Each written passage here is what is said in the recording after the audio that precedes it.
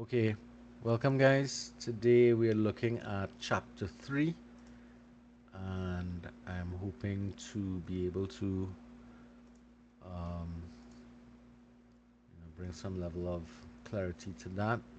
Everybody seeing my screen? Yes? No? Yes, Yes, sir. sir. All right. So I want to bring this up because this is where we're going to be looking at chapter 3. And in chapter 3, we are going to be focusing our attention on looking at the relational leadership model and how it's designed, its philosophy, that type of stuff. And it's, as I said before, this is an offering to you guys to look at the relational leadership model as potentially one of the models that you could utilize in developing your own personal philosophy or leadership styles moving forward. There's some beginning assumptions that are utilized that, first of all, the relational leadership model assumes that leadership has to do with the nature of relationships and from its perspective it is one of the most critical things that we could look at, because, as the second quotation here, it is about the relational and communal process of getting to know each other and working with each other, because leaders can't do anything without followers, and followers, we generally can't accomplish things without some form of leadership to guide us into the way we need to be going on. A second element in assumption that is utilized in the theory is that the type of leadership that we utilize is dependent upon the context in which we are working the information, or doing what we're doing. I think that was Smith that just arrived there. Welcome aboard, sir. All right. Get back to this. Right. So leadership is always dependent on the context, but the context is established by the relationships we value. So there's a two-way play on what's going on in relation to between leadership and the context, as well as the context and leadership. Right. I made a mistake here. I'll come back to it in a little bit. So, of course, we would remember that the definition of leadership is defined as a relational and ethical process of people together attempting to accomplish positive change. De Leon. Welcome, De Leon. Good afternoon. Hi, good afternoon. All right. So, if we remember this definition, leadership is defined as the relational and ethical process of people together attempting to accomplish positive change, and there's a focus on that from that position. So the relational leadership process or model involves focus on five primary concepts. It's built upon a commitment towards purpose, positive purpose, that is inclusive of people and diverse points of views, empowers those that are involved, is ethical, and recognizes that all four of these elements are accomplished by being process oriented.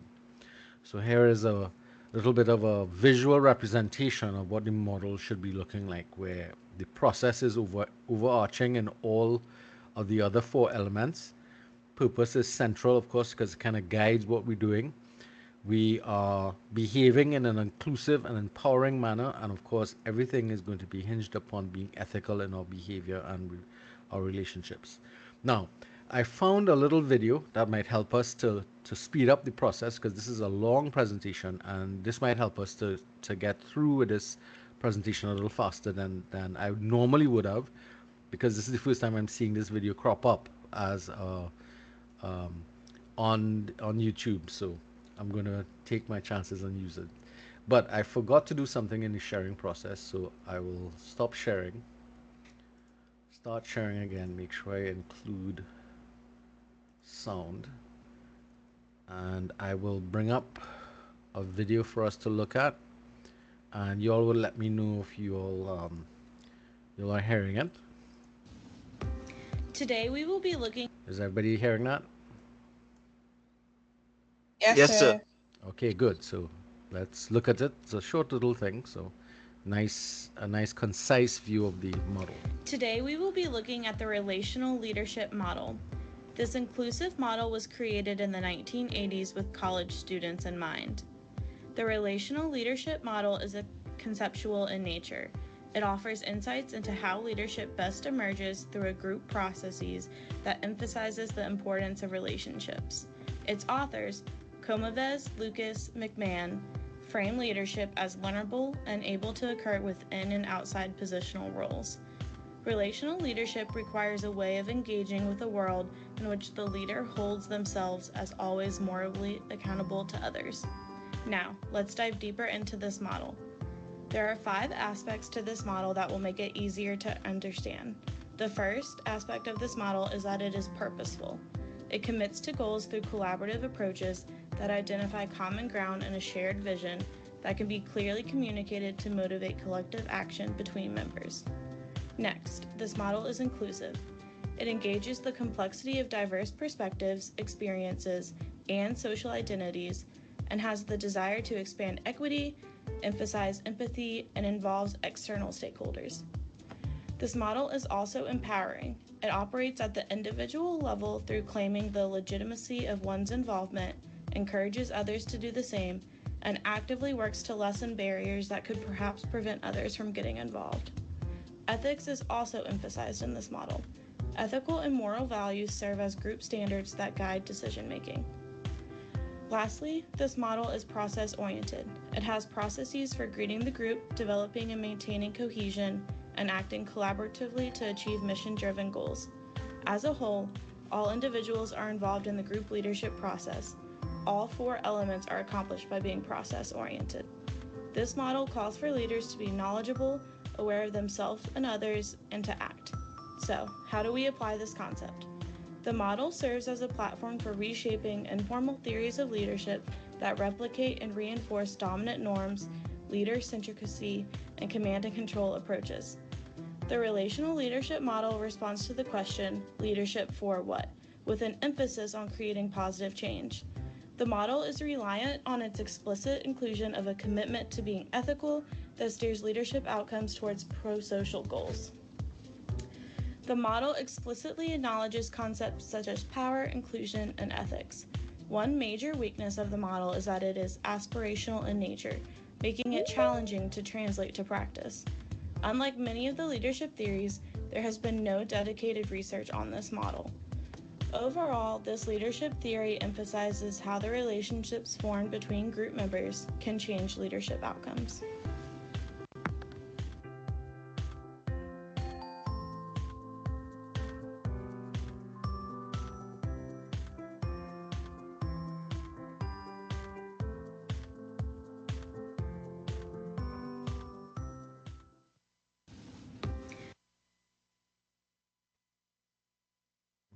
Okay, guys. Um, there is somebody I think trying to get into class. Let's check and see. Cooper. All right. So, um, what I can do is I can put the link to this uh, thingamajig into the WhatsApp chat for so anybody who might have missed it um, can see it otherwise, right? Just in case people missed it, but it'll be in the recording in the event. All right. Any questions on what you saw so far?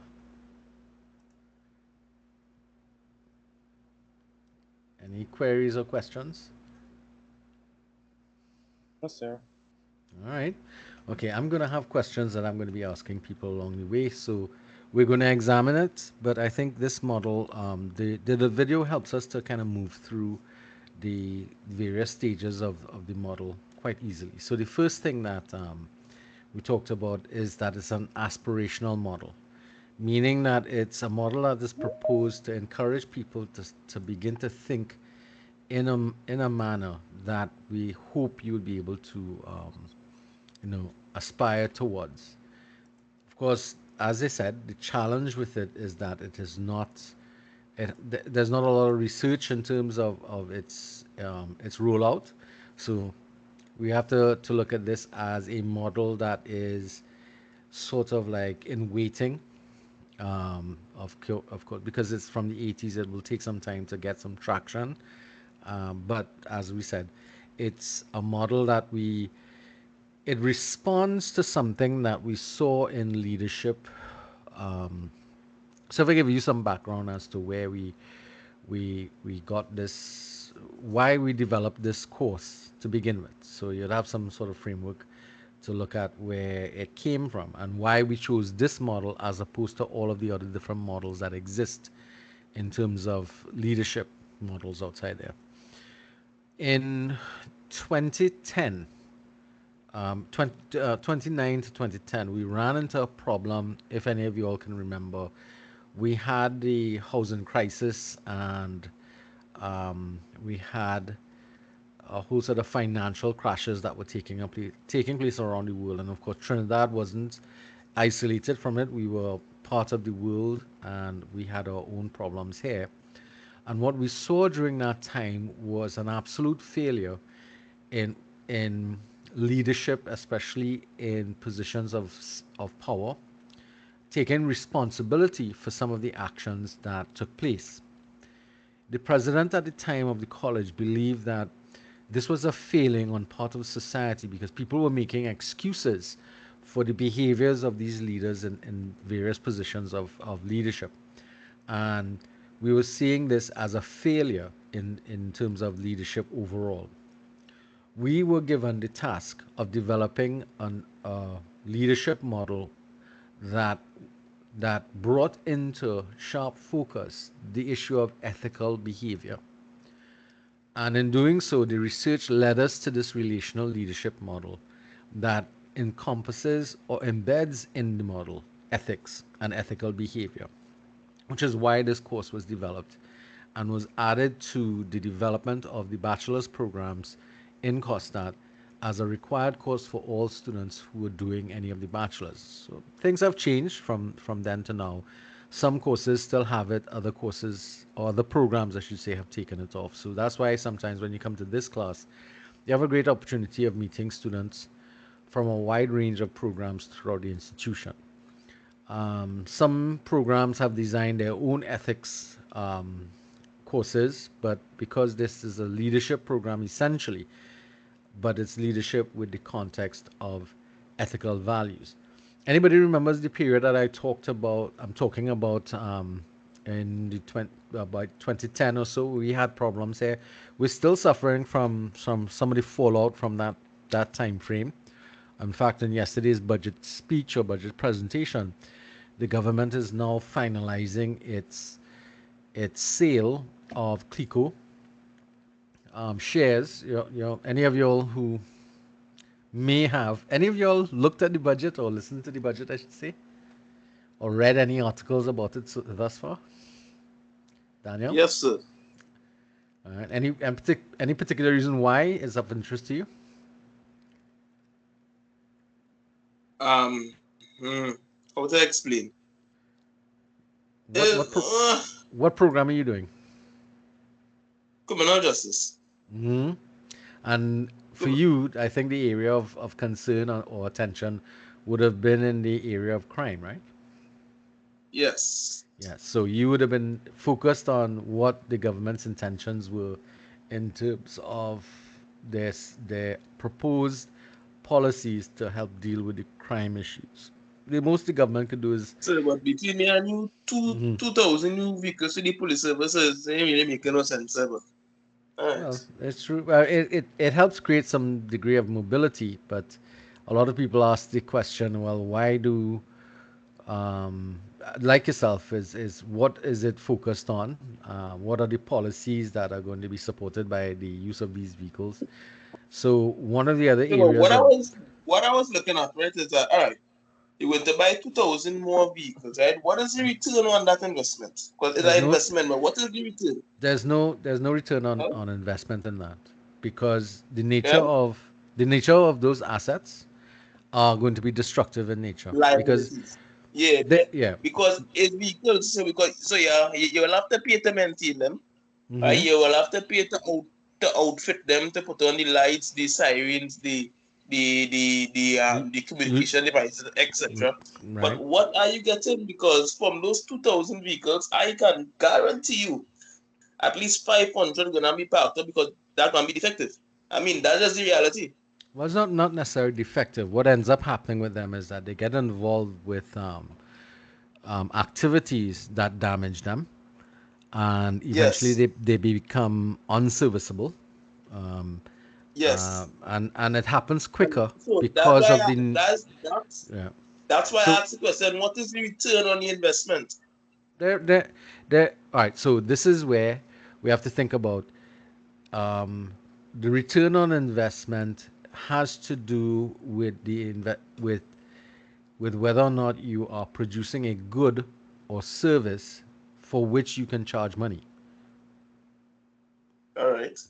All right. So in the area of national security, that is not an area that generates money unless you are a private sector entity supplying prison services, security services to clients willing to pay.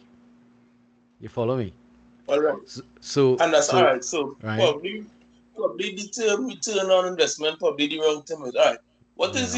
What is the result you're getting from buying the 2,000 more vehicles? Well, Because as I to be able, said, you right? will get the 2,000 I vehicles, and if and by the end of by the next budget you're going to hear from the 2,000 vehicles, 500 parked up because they can't fix it. I no. mean, that's just the reality. The reality is that those vehicles will as because of the nature of the industry and the activities, those vehicles usually have a very short lifespan. In fact, within the space of 2 years, they have to replace all 2,000. Yeah, Simply because they are like only those that remain in executive use that may be used to move yeah, officials around the place, but anyone that is actively involved in criminal pursuits and that type of stuff, they're going to suffer a lot of damage and wear and tear, and that's the natural thing. Um, and basically, what the garages try to do, that's the police and Vemco and the other people, they try to cobble together working vehicles. But after a while, even that is not going to work because there's only so much you can do with replacement in terms of just swapping of parts.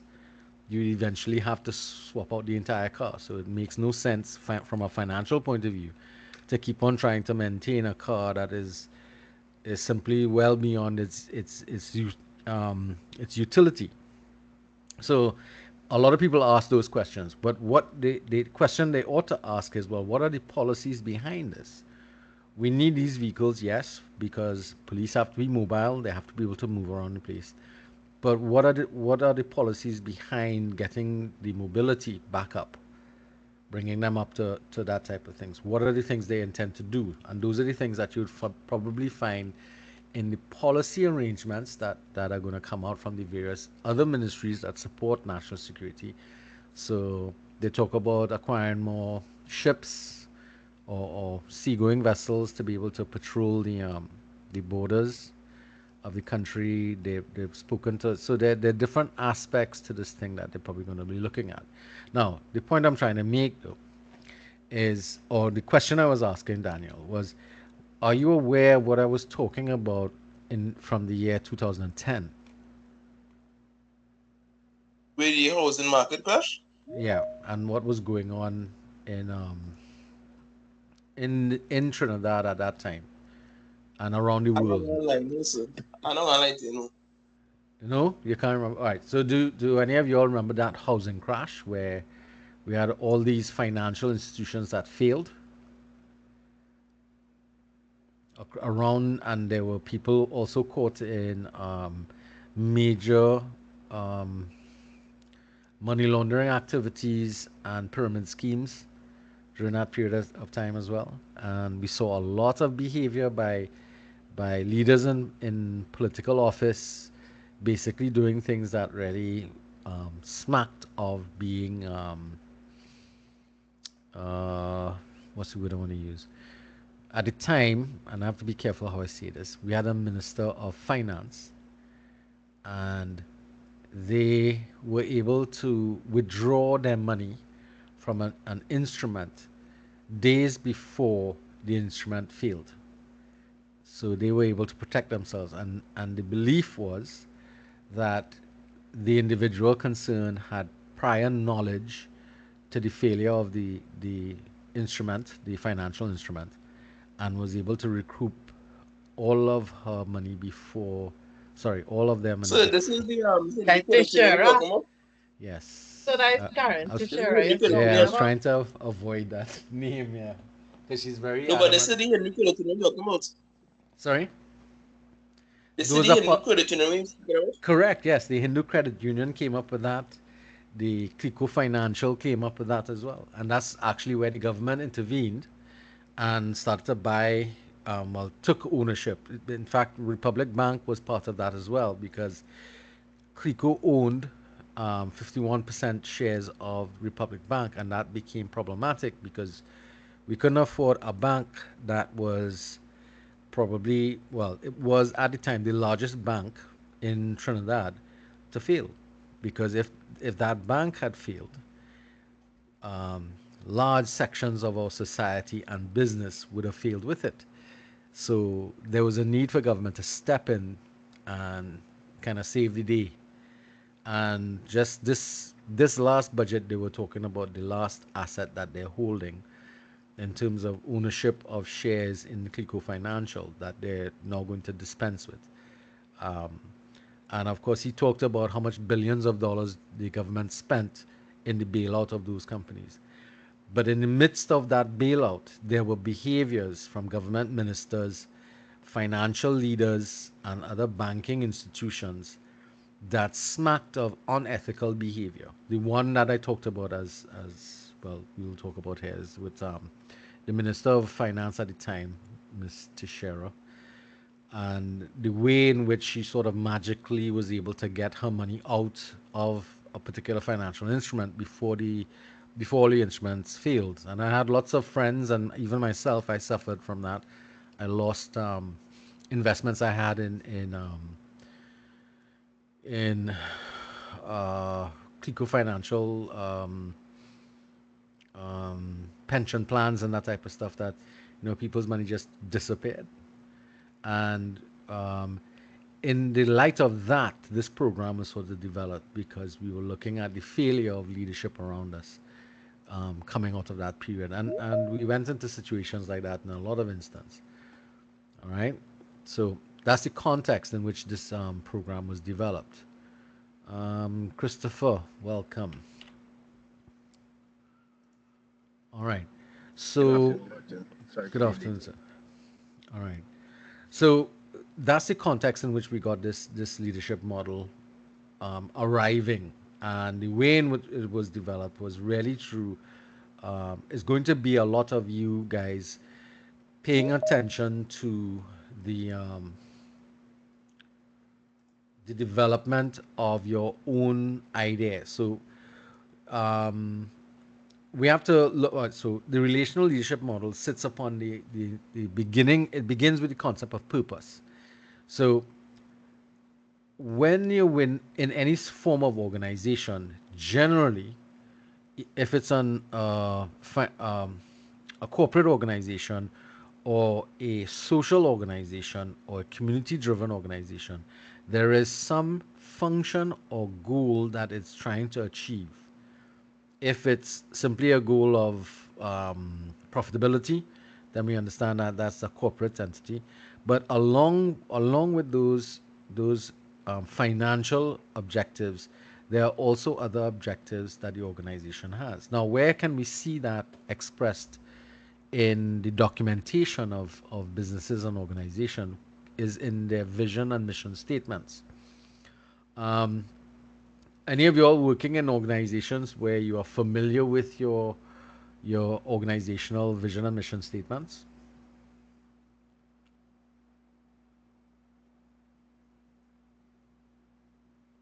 No?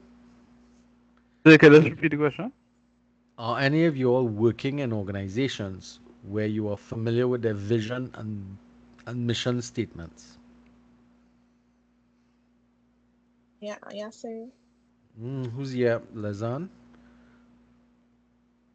Yes, sir. What organization is this?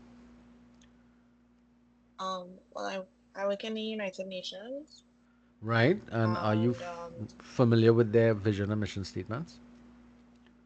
well, I'm familiar with my arm of the UN's mission statement. They Right? actually don't have a vision statement. They have a mission statement. Can you share it with us? The mission of the UN ECLAC sub-regional headquarters for the Caribbean is to deepen understanding of the development challenges facing the Caribbean and to contribute to solutions by conducting research and analysis and providing sound policy advice and technical assistance to Caribbean governments Hmm. focused on growth with equity and recognition of the subregion's vulnerability.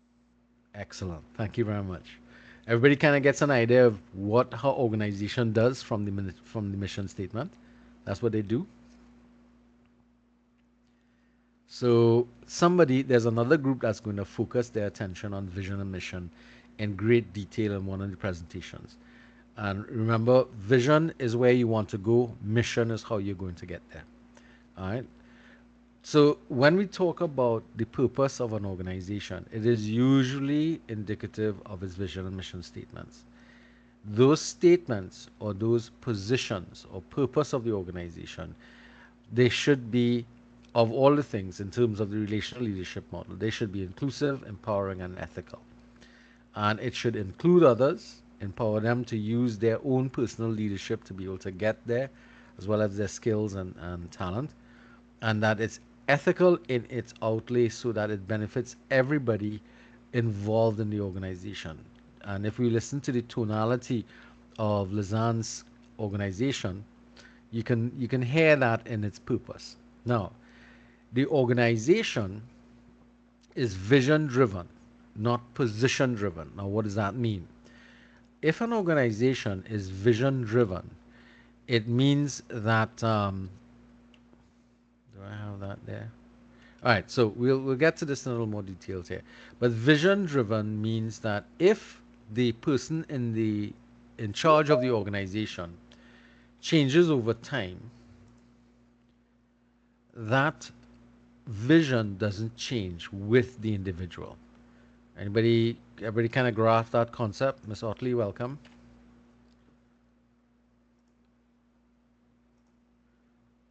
When Afternoon. Sorry for coming in late, sir. That's okay, Anne-Marie. So vision-driven organizations are those that have a constant vision that survives over time, a fairly long time frame. Of course, over time, the vision and missions may change based upon the environment that you're operating in and how things progress through history.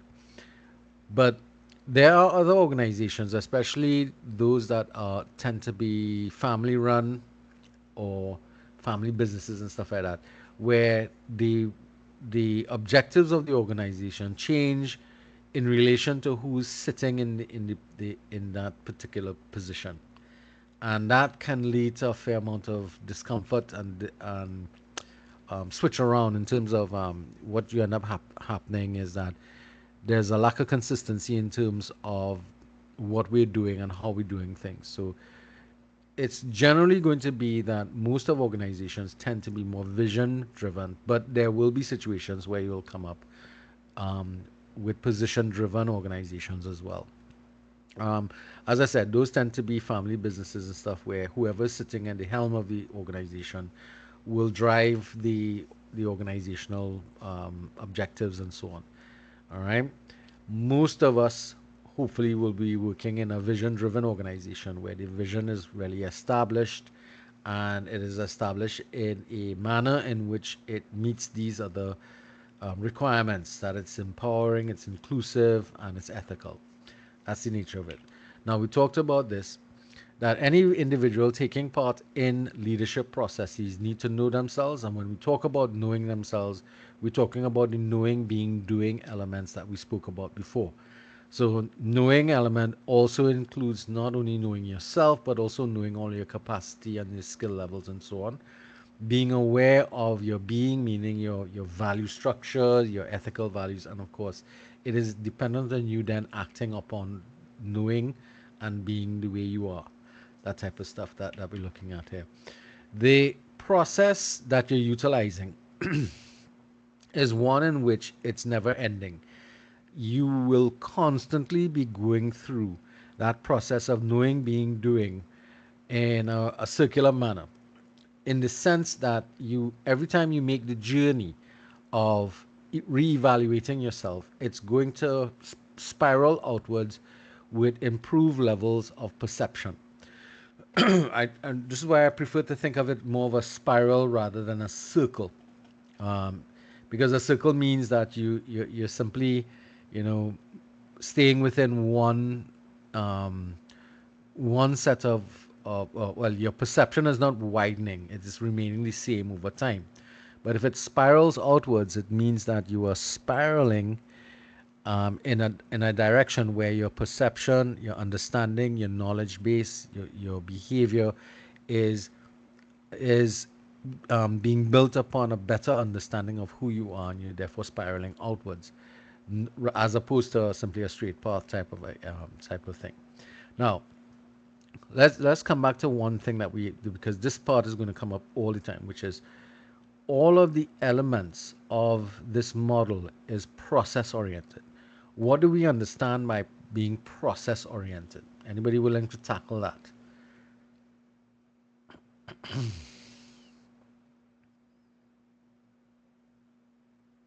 Anybody? We call a name. Allison, how about you?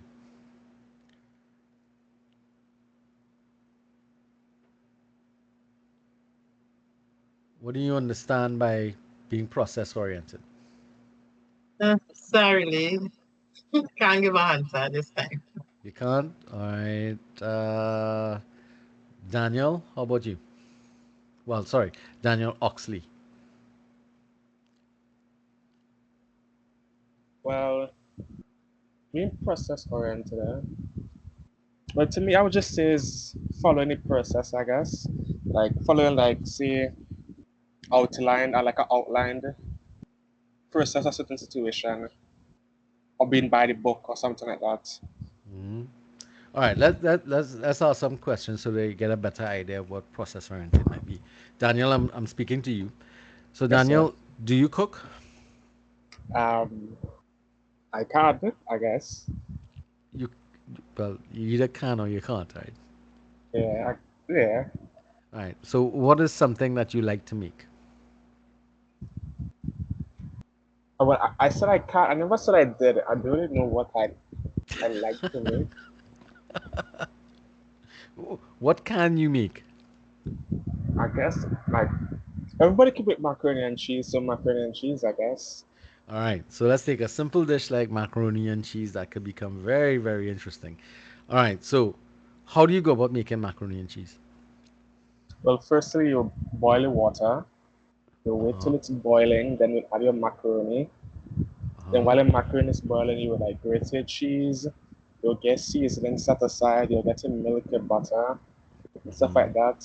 Then once the macaroni is boiling, like mix it all together. Do you mix it into the water with the macaroni, or do you Oh strain the no, mac? no, you strain the macaroni first, and then you mix it all in. Uh-huh. And that is mac and cheese. Everybody agrees with that, and of course there's seasonings added for taste and whatnot into the cheese and butter. Yes, Yes, and sir. you sort of say, all right. So what you described there as a process. The Yes, reason sir. why we want to look at a process is that we want to be able to do this over and over again and get similar results, if not only the same results. So we want something that is easy to follow, repeatable, with established outcomes. That's a song a little more technical oriented in terms of what processes are. Yes, So sir. it's the same thing that we're looking at here with the model. All of the elements of the relational leadership model are process oriented, meaning that they are repeatable, and they because they're repeatable, we're likely to get similar outcomes if we follow the processes that are required. In our case here, we're talking about just the knowing, being, doing process, and that process is one that is repeated from time and time again, and it helps to make somebody better every time they go through the process of knowing, being, doing. They develop a wider or broader perception of the world around them. They have better understanding of who they are. They have a better grasp of the values that they hold there and are important to them. And therefore, they should be doing better things every time that this comes along. That makes sense to everybody now in terms of being Yes, sir. process oriented? Well, besides Daniel, what about Allison, who couldn't speak? And you could just do a Yes, thumbs sir. up. Right. That makes sense now? Yes, sir. All right. And I know it might have sounded like I was trying to trick somebody into it, but it's a very simple process of really understanding that the why and that the reason for it is because being process oriented is very logical in nature. If you really think about it, um, how we go about doing anything ought to be process oriented. Um, and you might be surprised if you approach more things in life from a process oriented approach, you would have better outcomes and results. All right. The knowing, being, doing element that is talking about here, Palmer connects it to another phrase. He says head, heart, and practice. So your head is obviously all your skills, your knowledge base. Your heart is how you feel about things, your passion, and so on, and your practice. And what he indicates is that even if you are well educated and are very skilled and knowledgeable about things, if you are if you separate that from your heart, which is the being part, your spiritual values and so on, your practice is going to suffer. The doing element is going to suffer. So all three elements are highly dependent upon it, and he rarely refers to this in the concept of teaching. And a lot of you may have, unfortunately, come across teachers who are really knowledgeable about their subject material, but they lack the passion for teaching. In fact, unfortunately, we have a situation where, especially in secondary schools, we have a lot of teachers who are there only because it's a job that they got fairly easily after they finished their qualification, but it wasn't what they wanted to do, and they're kind of just there. Unfortunately, some of you all may have come across teachers like that who actually would tell you, they didn't really want to be a teacher. They wanted to do something else. Any of you all unfortunately had that experience? No, Anybody? Really good. That's good. Chevelle, see your hand up. You want to share anything about your experience in relation to that? Not necessarily, because Well, let's just find out. Was it enjoyable or did you not like that no, it per se? wasn't enjoyable because everybody wasn't interested in the subject. If you are the teacher of the subject, you Uh should huh. have that, as you said, the enthusiasm to teach the subject. But Right. it felt like a task to the teacher, so then it would feel like a task to the students because you're basically reflecting that upon everybody Yeah. else Correct. that you don't want to be here. So Yeah. learning was challenging, and because of that, it would have had a negative impact on the students. And their outcomes. Yeah. Yep. High level of correlation. Again, process. All right. And that is an unfortunate truth, and it happens a lot with math and English. Math teachers and English teachers. Anybody had that experience with specifically math and English? Yeah, so Hmm? Tell us about yeah, your Yes, sir. experience. in secondary school, I had Uh this would have been for Form 4 and 5. huh. Where we yeah. So the when my Form 4 and 5, I had the same math teacher, and he straight up told everybody in the class like he only working as a teacher to get time because he used to be an engineer and he have enough money. So he would teach something. If he didn't understand, he would not answer the questions after. And it's so funny because when I left that school after graduating or whatever, my brother passed to that school and he got that Uh teacher in Form 1. And then one day he come home and he was crying because he didn't know what to do for homework and like he didn't know how to do it. And I was Correct. asking him, I was like, the teacher didn't show you what to do? And he said, well, yes, but he said your teacher was teaching, but he was teaching so fast and he wasn't answering nobody question. And when he come after class, I ask him like, hey, sir, you could just go over this one more time with me. He just tell him no and he leave. Wow. And it obviously it will impact a child like in Form 1 compared to a child in Form 4 because a lot by the time Form 4, 5 is when you're preparing for CXC, so you might be doing a lot more individual study. But Form Correct. 1 students is like primary Oh, students still. yeah, that's the foundational level. So, Yeah, so he w- started crying, however, so I ended up coming and helping him out, whatever. But yes, it have a major impact on yeah. things. And you know the hard part is there's so many teachers who behave in that similar manner. It's not funny. Yeah. Ready is horrible. If you don't want to be there, I don't understand why you are. But such is the world we live in. Um, and it's really unfortunate that we don't have a better practice going forward as a result.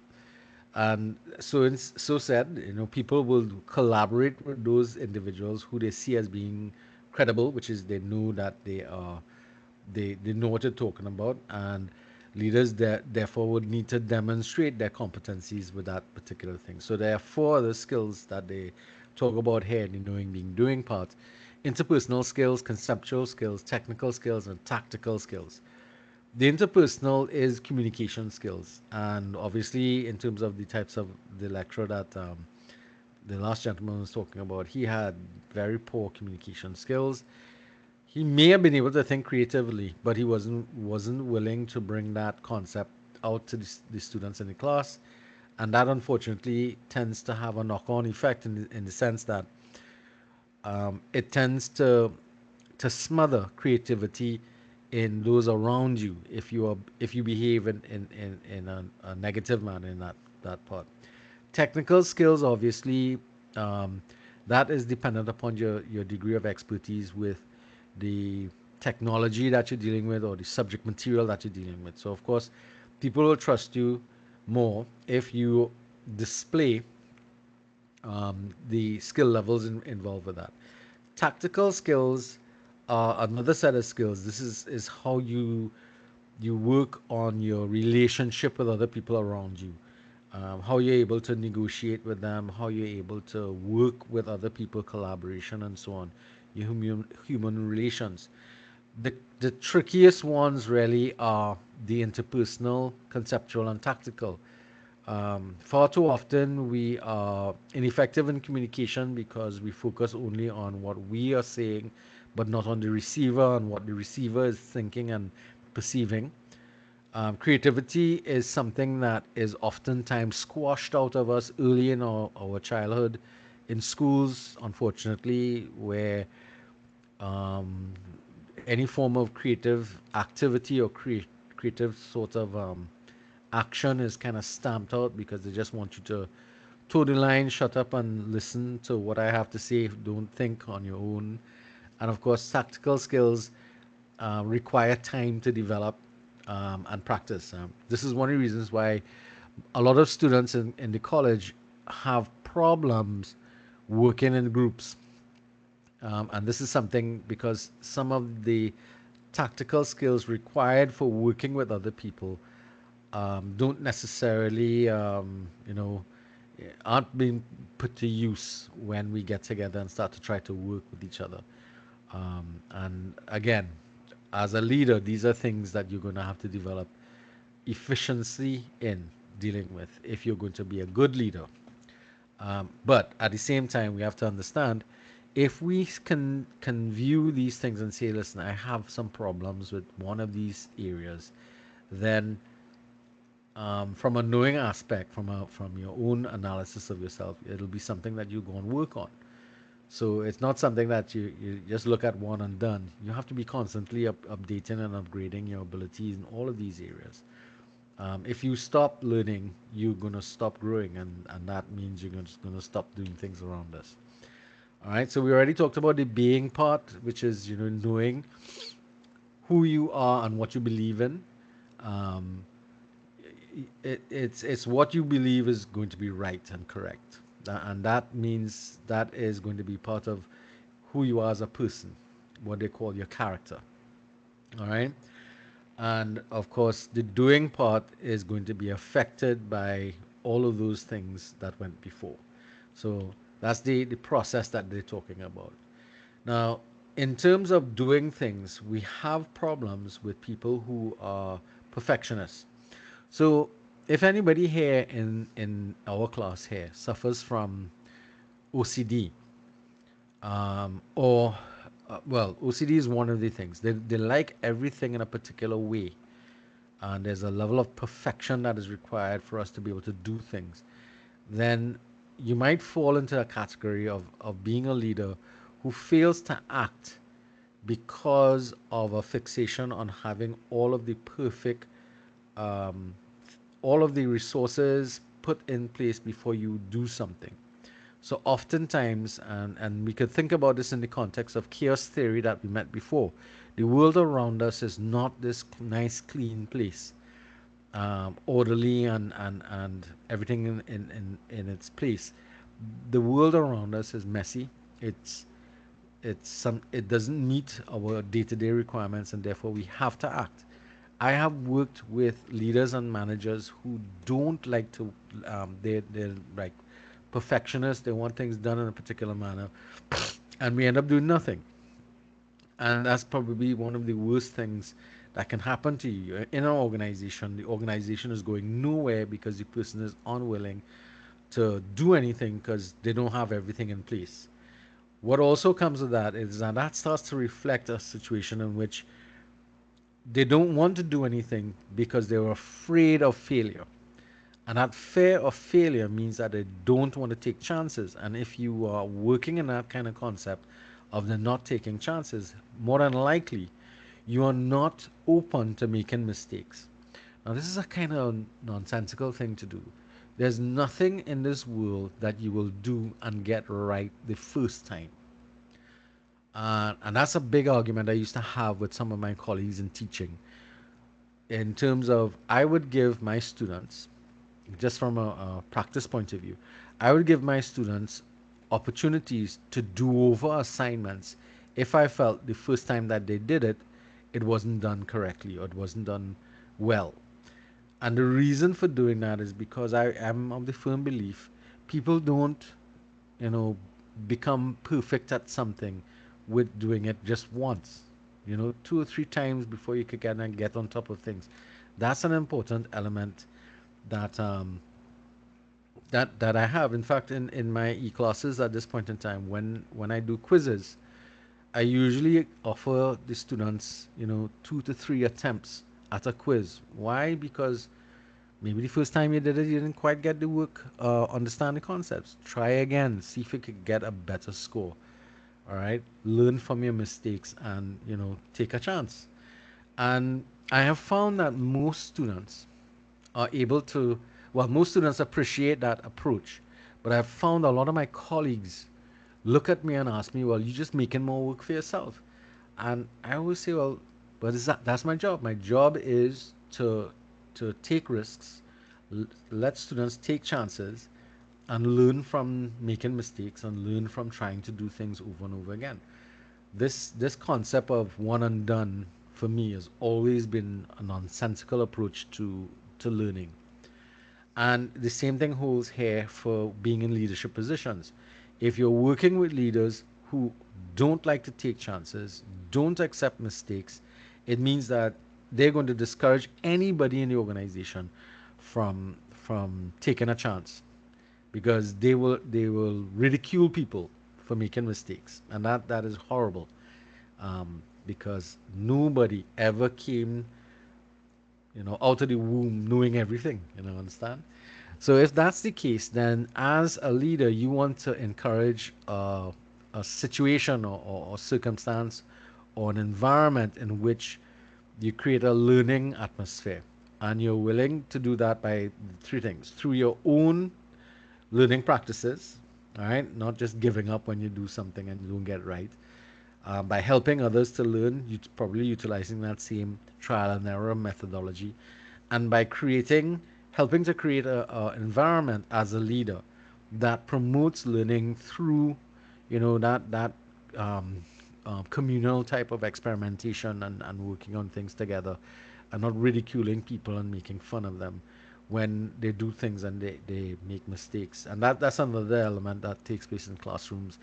You have people being afraid to contribute, afraid to ask questions because their their teachers or their leaders around them are critical of what they do, and heap upon that person some level of criticism that does not bode well for the individuals around them. So you don't want to promote that type of learning environment. You want to have a better learning environment. So um, positive change, of course, is the focal point of relational leadership. Um, so everything is geared towards um, creating some sort of positive change in the world around us.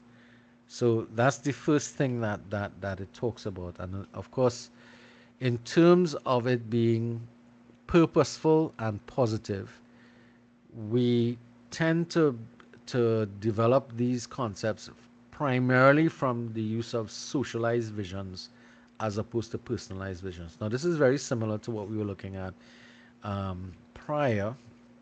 Um, let's just bring up those concepts that they're linked to: vision driven and position driven. So we were using that concept here. The same idea comes up in the concept of personalized vision versus socialized vision. Now, again, there's a group that's going to be dealing with this in more details, and this particular type of vision development is going to be important because personalized vision refers to the individual and their plans and direction that they want to see, whereas socialized vision is about building a collective vision from everybody around us. Now, um, who was the person who shared?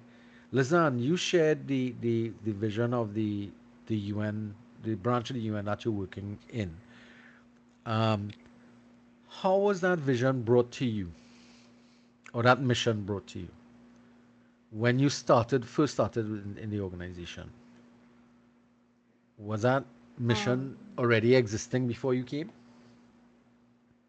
yeah, it existed before I came. Right. And so, how did they socialize you into that vision? Um, there wasn't really much socializing into the vision. But because I created design materials,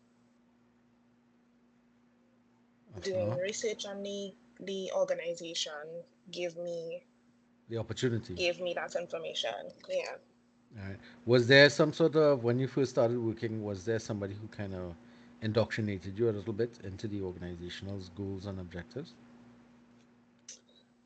Um, Indoctrinated is a strong word, but I did I was told briefly about what they did, but I realized that they definitely needed somebody who understood brand and design because they they weren't good at explaining what they did, and Okay. there was no real elevator pitch ready.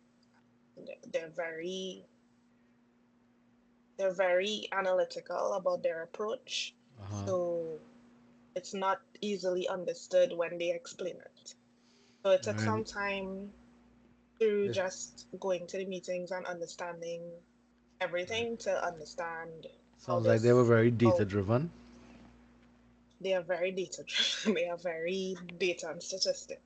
Yeah. Does Okay. they And that happens when you bring up a bunch of people who are probably geniuses in mathematics and statistical analysis, but don't have that socialized aspect to the way in which they work with each other.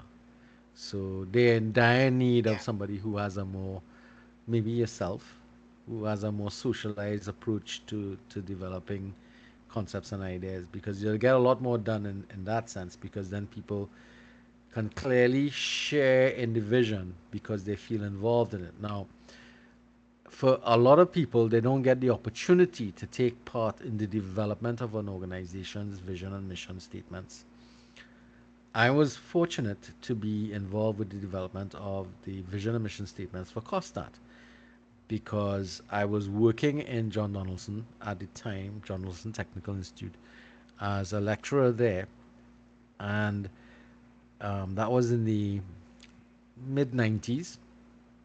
And in that time frame, the government of the day had a vision of a community college that would help to bridge the gap between the O level, A level gap that was taking place and tertiary education because the let's put it this way, the rate of transference from the secondary school into tertiary education, we were having not enough people were seeking degrees, and the avenues for degrees were very very limited at that time. It was either UE or um, there was only University of West Indies and some private institutions that were offering courses that were well, programs that were from foreign universities. So there was nothing really directed at the requirements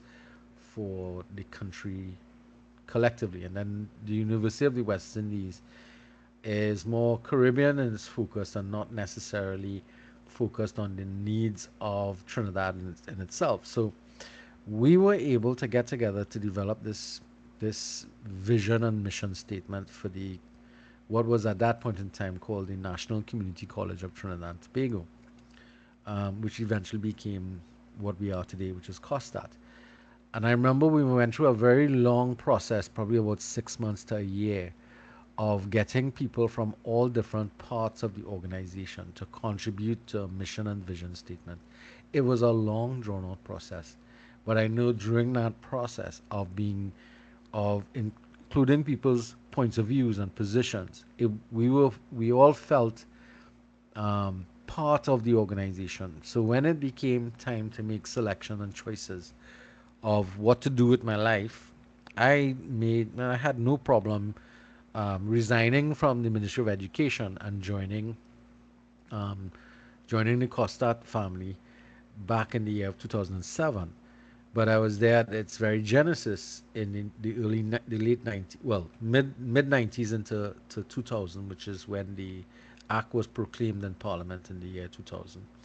So I've been with the college since its inception and designed and sort of looked at that. And I have this vested interest in trying to make sure that that vision is a shared vision. And the way in which that process took place is not replicated again with newer members of faculty coming in and newer members of staff.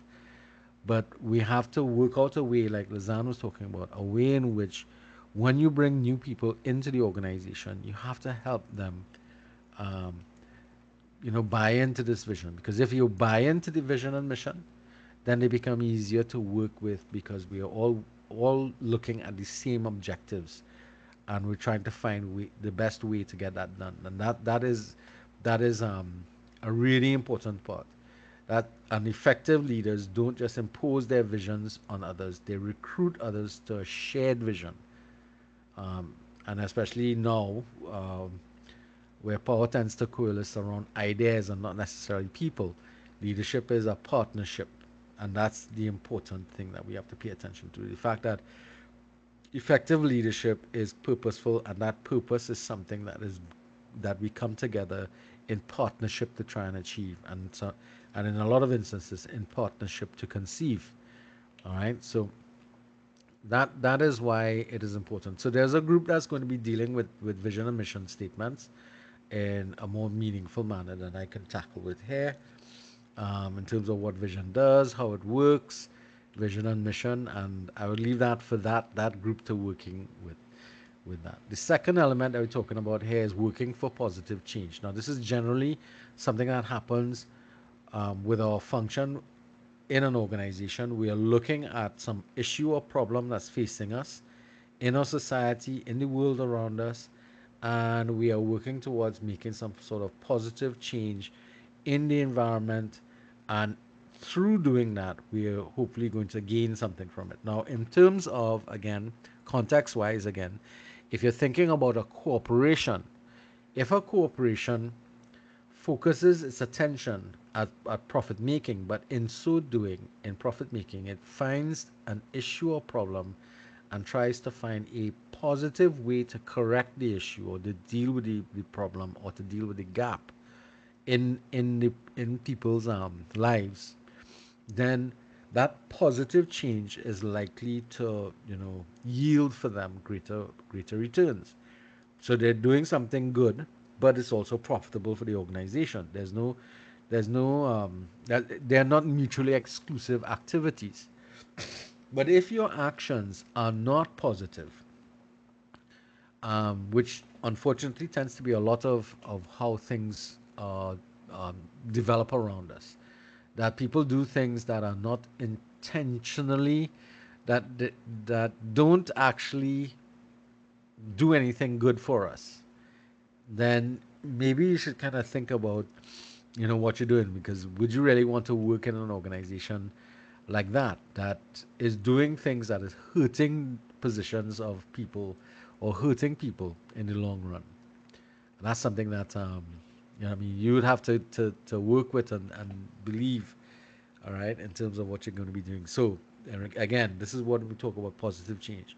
We're working together in organizations with a leader or with other people, if you are the leader, and we are trying to do things that help to make the condition of lives around us better, and that we do not intentionally harm other people.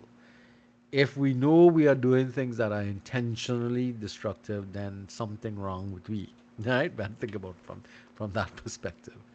All right. So these are the conditionalities that are placed on the model, in terms of the what we're doing has to be for something for positive change. But again, positive and negative, right and wrong are relative circumstances, because some things that we may have considered right in the past appear wrong now. Can any of you all think of any circumstances like that?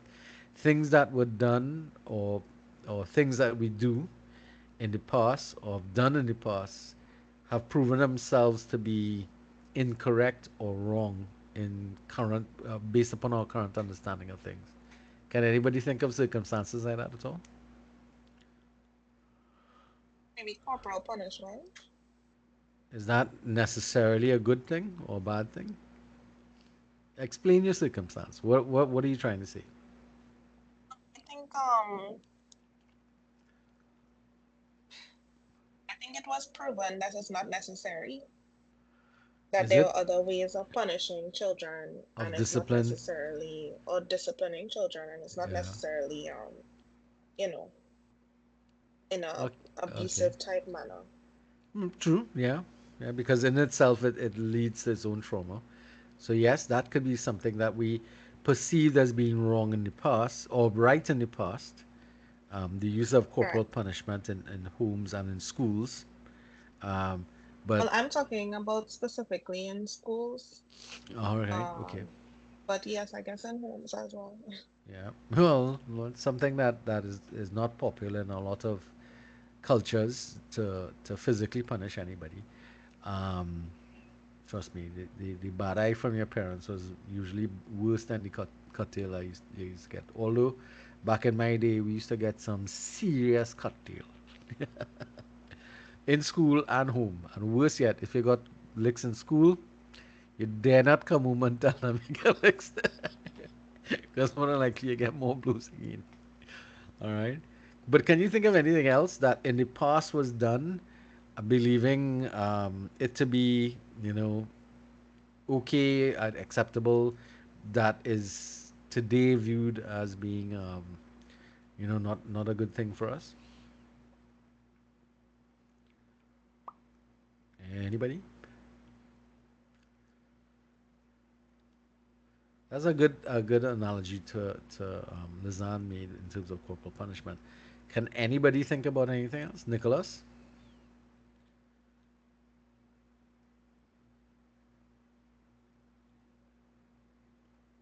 No?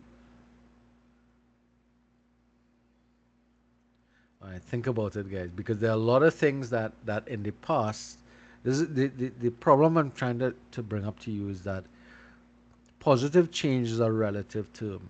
Positive in today's environment can be negative in tomorrow's environment. And we really have to think about it from the thing is that we are making honest mistakes and not intentional mistakes. That therein lies the difference is the intent.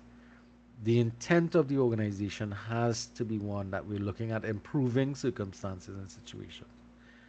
Unfortunately, sometimes even with those noble motivations, we make mistakes, and in doing so, because we didn't know better, we end up making, uh,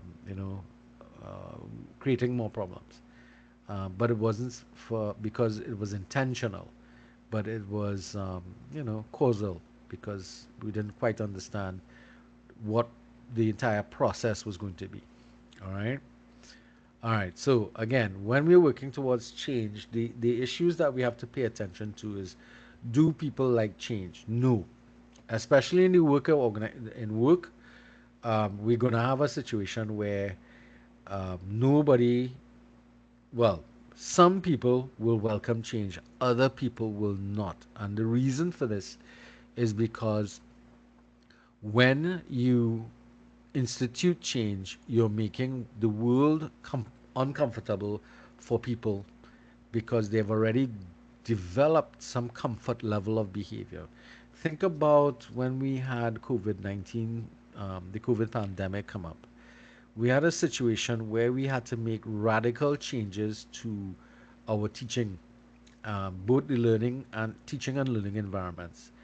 And I know that a lot of teachers, a lot of lecturers had a lot of problems with making the transition into the online environment. And similarly, administrators had problems with people working from home. And those things were triggered by what took place during that pandemic environment.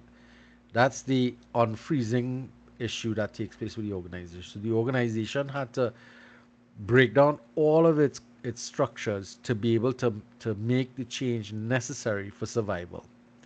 If we didn't, and a lot of you all might be familiar with businesses who were either unable or unwilling to make the changes necessary, and their organizations failed and they no longer exist today. But the theory is saying to us is that when you get into a situation where something triggers a change in the organization, don't go and refreeze the organization. Make sure that at the end of the day you leave the the organization in a kind of slushy modality so that other changes that are likely to become necessary as we move through different influences and time frames, it makes it easier for the organization to transition. I remember when we were making the transition away from, and this was a huge problem, when we worked for Ministry of Education, we had the term structure. Um, and when we shifted over to the community college, we went into a semester structure. And that meant that all the teachers who were accustomed to having Easter vacation, Christmas vacation, and summer vacations, that went the way of the dodo. So that lecturers were only able to get leave for 20 days for the year.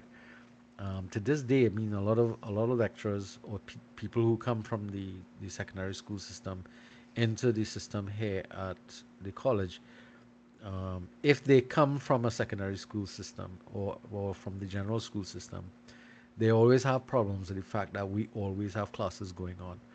Um, Even June, July, we have classes, and some of you all would recognize that.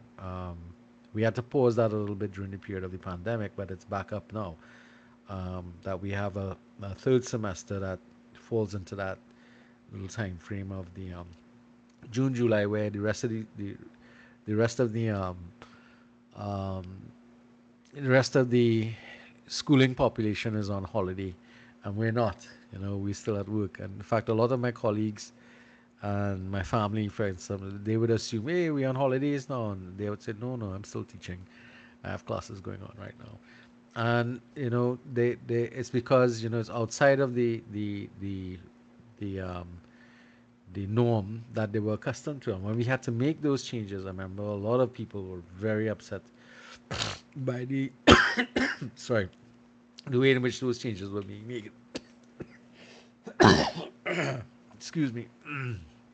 All right, so the idea would be when you make changes, you don't reset into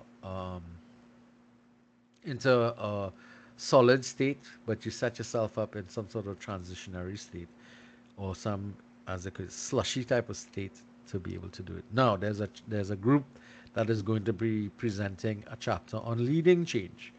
I hope the members are here today. All right. When you're working on change, one of the biggest things is that serious change in organizations takes a lot of time. Now, let's consider some of the changes that the government is hoping to make in our lives around us based upon the utterances from the last budget presentation. The one that comes to mind is the transition away or into further digitalization of the activities of government and especially the payment of taxes. So, have any of you all paid attention to that particular declaration from the last from yesterday's budget presentation? Anybody? What does that mean for us? You all have been hearing about this. I'm certain.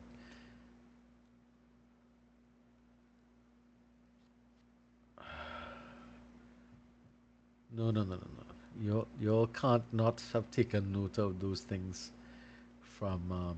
How many management students are there in this class? By a show of hands.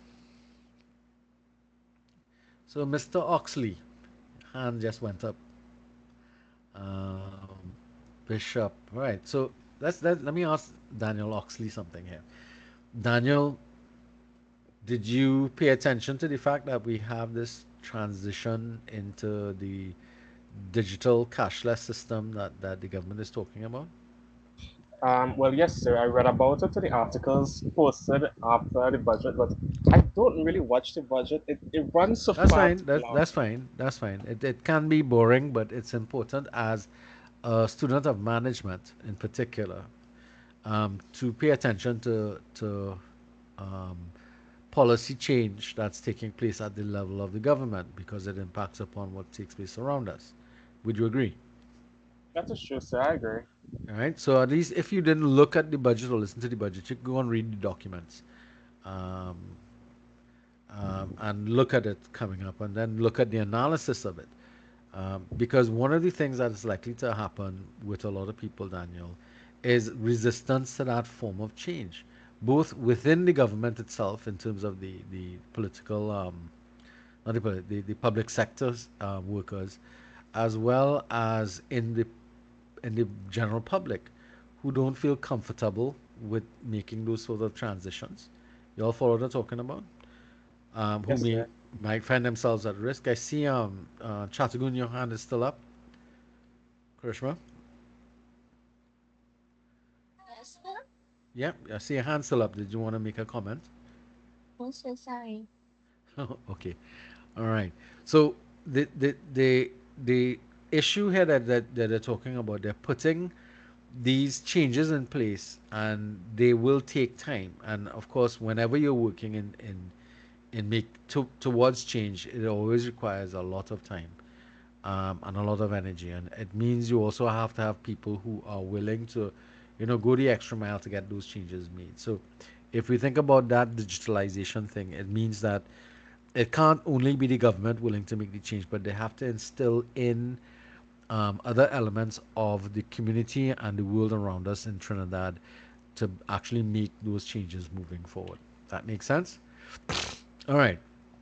And of course, well, um, we talked about this a little while ago. When joining an ongoing group in which a vision and mission statement has already been established, it is important that you indoctrinate the new people that are coming in to connect with those vision and mission statements, or else they're going to be working outside the loop. and which is a sort of um, a downfall of a lot of organizations. They don't spend a lot of time, and I should say indoctrination is not a nice word to use, but I would say doing some form of induction with the new employees, and attaching them to somebody who can mentor them into the organization, help to bring them along and share the whole idea. Because if that's not done, then there'll be a breakdown of continuity, and you can in fact end up finding yourself without the the shared ideas moving forward. All right. So the second element here is about inclusivity. So when we talk about inclusivity, the challenge, well, let's look at the definition here. Being inclusive means understanding, valuing, and actively engaging diversity in views, approaches, styles, aspects of individuality, such as gender, sexual orientation, or culture, that add multiple perspectives to a group's activities. Now, this is the challenge of inclusive or being inclusive. The relational leadership model is telling us that we need to be process oriented in developing our understanding of other people and open to those individuals coming. And this is going to be where the challenge would lie, especially in a society like ours that is made up of individuals who are vastly different from, or I should say, who are perceived as being vastly different from one to the other. And when we start to import differences such as um, gender, gender identities, sexual orientation, cultural changes based upon where we position ourselves or how we see ourselves. Um, any of y'all ever came across people in your day-to-day activities or life who are goths? You all know what goth is, Yes, sir. right? Are you anybody here would identify as being a goth? No, not at all. No. But have you ever come across people who presented themselves in a goth style? Yes, sir. And how was the interactions? Honestly, it was a bit weird, but I didn't really. It wasn't anything I was interested in, so I was like, "Do you?" I guess. Right. And see that dismissive attitude that you expressed there, do you, I guess, is not inclusive. Because let's say, for example, you had to engage with that person in an organization that you're working with. That attitude will not work well, would it? I guess it wouldn't. Yep, no, because we'd be dismissive of somebody's self conceptualization. You follow? How do you perceive yourself? How do you present yourself, Daniel? Honestly, I don't really put much thought into it. I just be like, I'm a Yeah, male, yeah. But and you that's see, it, really. yeah. But my point being is that because we have so much diversity already existing in our environment, it may be a little easier for us to deal with it.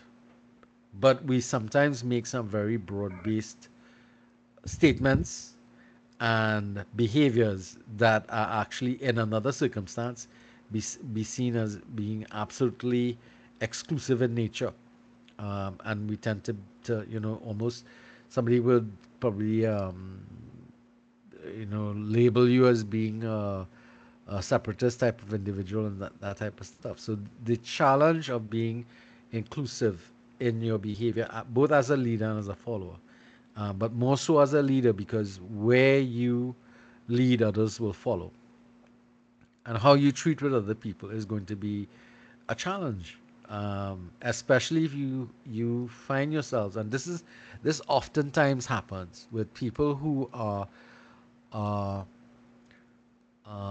highly they have high ethical standards, and those ethical standards themselves can become barriers to being inclusive, because you might have let's take the whole issue with sexuality.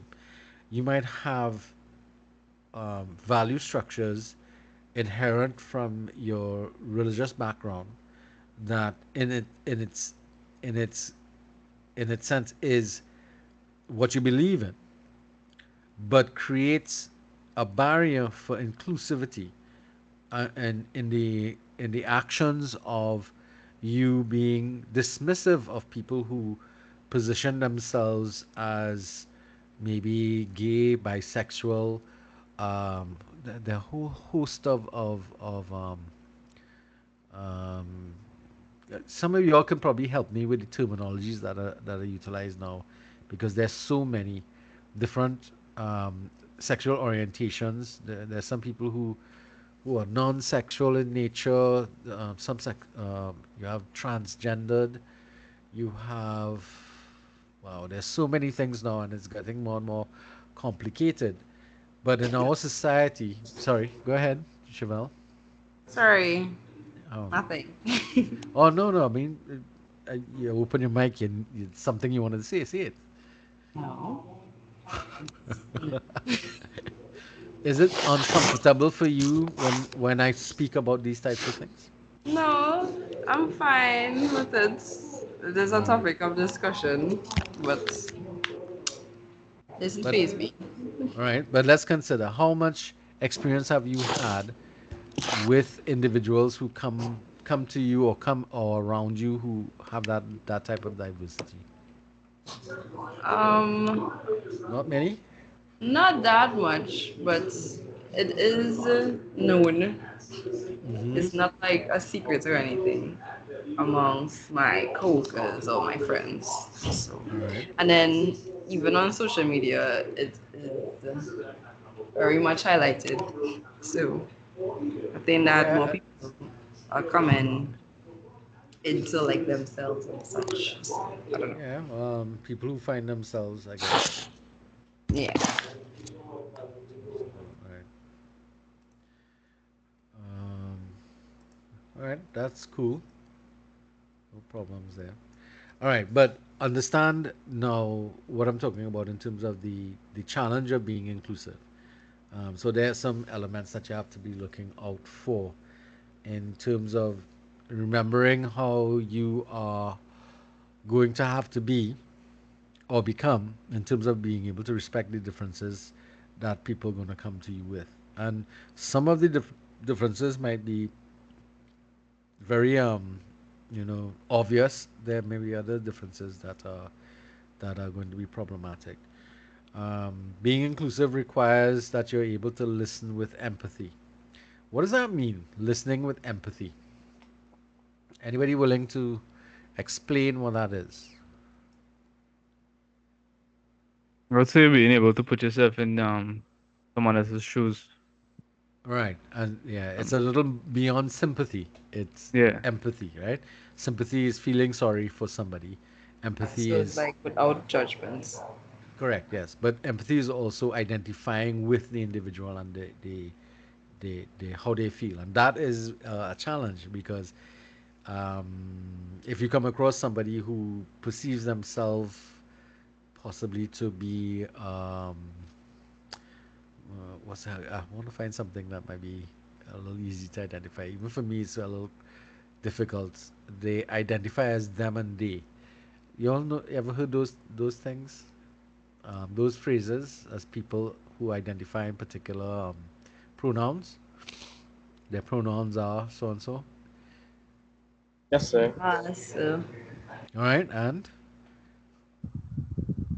how can we be empathetic towards somebody who identifies as them and they? There have been so many memes on that topic. It's not funny, but it speaks to a level of intolerance that I've seen, and I see it a lot on these memes too. It speaks a lot of intolerance that people are having expressed towards other people around them, and that doesn't bode well for being inclusive in terms of what we're doing. All right. Okay, so we could leave this alone because inclusivity is something that you're going to have to work on. Um, because in order for you to be able to, there's another aspect to being inclusive too. The way in which people from a different aspect of life, somebody who might be gay, for example, or bisexual, will view the world around them is dramatically different to the way in which somebody who might be heterosexual might view things, or somebody who comes from a Hindu background will view the world as opposed to a Muslim background, or Catholic background as opposed to a Christian background. The variations of perception is the important element here. And if we limit ourselves to only people who are very similar in thinking and conceptualization, then we are ignoring the perceptions of other people around us that can actually add to our own personal development and possibly better responses to situations that face us. If we are open and accept these individuals and utilize their perception of things around us, it helps us to bring more information into decision making. And as we know, the better decisions are made when you have more input, and that greater level of input from so much different individuals from different walks of life will lend itself to having um, a more all-encompassing solution to problems that we find ourselves facing. But as I said before, if we lock everybody outside, of some people out of the whole question, then we are likely to find ourselves in a situation where we are limiting our options only to those views that agree with ours. So we're necessarily hampering ourselves by doing something like that, and that's something that we have to really be cognizant of as leaders. The reason why we need to be inclusive is because it gives us greater strength.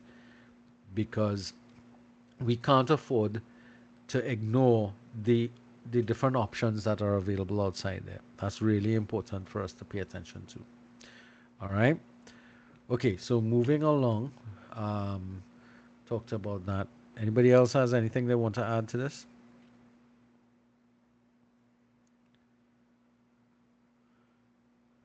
So, All right. Okay. Yes. Okay. I see somebody was that left class. Okay. Um, so the language we use is also going to be part of the thing that we have to pay attention to. If you speak to people who constantly use I, me, um, the language of inclusivity is we and our, and not the I focus that we have there. So it's also something about the perception that we develop based upon how we address people. Um, and that's going to be something that is important for you to pay attention to as well, in terms of how we go about talking to people.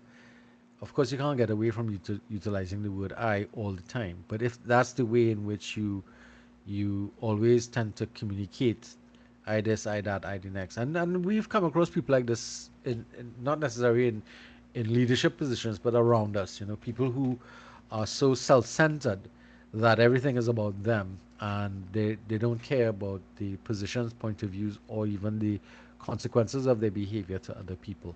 So um, consider those types of individuals and how they make you feel, and put yourself in a position of leadership. And if you were to behave in a similar manner, how would you make other people feel?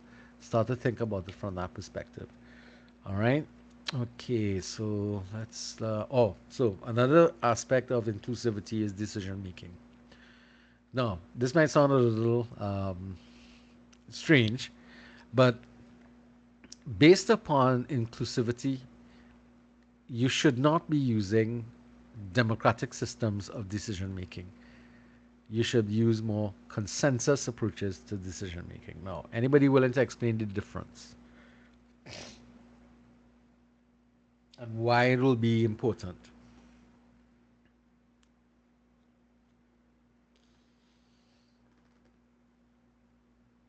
Christopher, tell me what when I say a democratic method of making a decision or coming to decisions in groups, what does that mean? I believe it means by allowing suggestions from your group, be Right, having this made in a collaborative way right. But how do we ultimately come to a decision in a democratic system? But by voting. By voting, yes, and the Oh, decision is okay. made by majority, not so.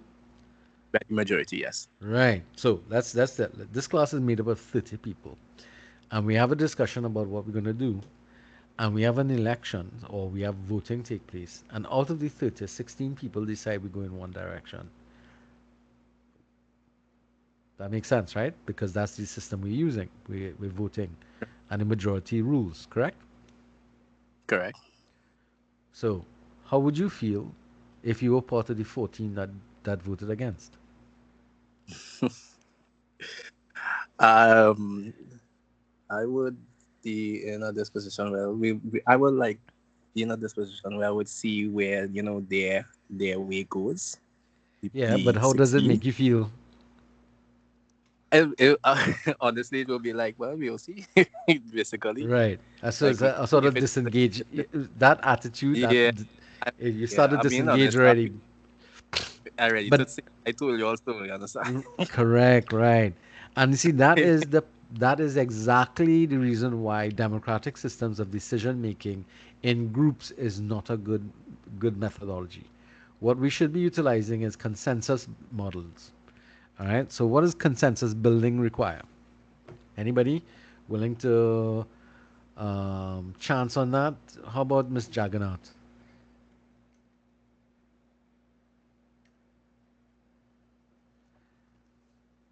No, Miss Hippolyte. Just calling names here. Other names. Miss Ramjatan. Come on, somebody must understand consensus building. Um, Hello? Yep, Oh, yep. sorry. Well, you go ahead. All right, Miss Ramjatan, go ahead. Hi, sorry about that. Okay. So, in terms of the consensus, we in making a decision, I was thinking that possibly it mean that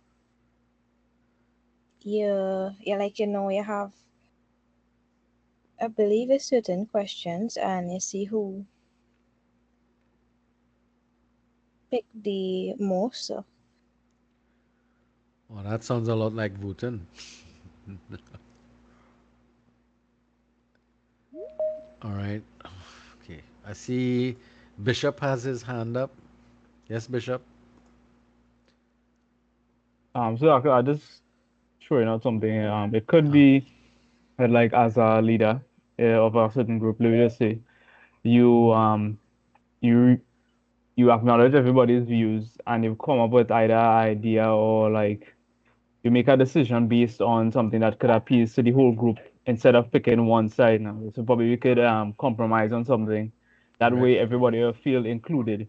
Well, inclusive, since we don't want inclusivity. Right. I don't know. Again, and that is correct. Yes. Okay. But before we go with that, let's see what Daniel wanted to say. Well, so in agreement with Tyrese, I believe, well, yeah, Yep. instead of like with voting where it's a majority rule with consensus, because it would be like you just got like a group perspective, and from all the thoughts of the group, we come up with a like we come Hmm. to a decision. All right. But it may not be the original decision that you started with, or Well, yeah. position you started with, and that's what consensus building is about. And so Neela wasn't actually incorrect. It starts from the position of democratic, and we find out what everybody tends to agree with, and then we start to look at for those people who disagreed. So instead of just alienating the 14 people who voted in the opposite direction, we find, well, okay, well, you don't agree with this, so what was your thinking? What was your idea? How should we try this? And you start to bring them into the discussion, which will ultimately possibly lead to a change in the decision that we're making to include elements of the rest of the class, the rest of in terms of the decision that we're making. It takes longer. That's the problem with being consensus modeling. Um, it takes longer and it requires a lot more effort. But in the long run, it is more effective because now, instead of only 16 people supporting the activities of the class, we now have the entire class agreeing, okay, well, I didn't like this part, but I like this part. So we have all these people now, all 30 people in the classroom, working towards this objective based upon us arriving to the decision utilizing consensus. That makes sense? And that is a more inclusive decision making model that we need to come to utilize. That makes sense, Neela? You understand the difference? Yes, sir. All right. And that is challenging because in a lot of instances in our past, we would have come across situations where it was just, majority rules and, forget the rest generally. And that's how that's one of the things that happens during elections. I just let you know. Yes, Christopher, see your hand up. I just wanted to find out, like, how do you go about the consensus model? Is it that you, as the leader, you throw out an idea and then you let your group all pitch in and Yeah. you'll build on one Yep. idea until everyone comes to an agreement? Correct. Yes. That's why it takes Okay. longer. It takes longer to get Oh, done. Have you ever used that system? no, but I've seen it happen already at work. Right. And With it, it's my it's more involved, isn't it? yeah, yeah, it is. Yeah. But it takes into consideration the It, feelings and positions of other people and not just one set. correct. Right? So people feel more included in it. So, Christopher, it seems like you're working with somebody who is utilizing inclusive methodologies in their processes. Yeah. You should big up that person a little bit. Let them know, I'm studying a subject that's talking about your strategies that you're utilizing. But oftentimes, though, in decision making, there are times when consensus modeling can't work because decisions are required faster. So sometimes a leader might have to take the bull by the horns and make a decision, and then come back to the group and tell them, "Hey, we needed to take, take matters in our hands here." Now, another aspect of inclusivity requires that we involve people who are not directly involved with the organization. We refer to those people who are stakeholders, people who have some sort of vested interest in what you're doing, and shareholders, those people who are affected by the decisions that you've made. Now, we need to be able to do that, and there's a table here that helps us to kind of categorize people into, um, you know, whether or not they're supportive, which is where we'd like everybody to be when it comes to those types of circumstances or situations. Let's say you're making a, a decision to make a particular type of change into, let's say, for example, you run a car manufacturing company and you want to move all of your manufacturing into electric vehicles because it's better for the society, yada, yada, yada, better for the environment and so on.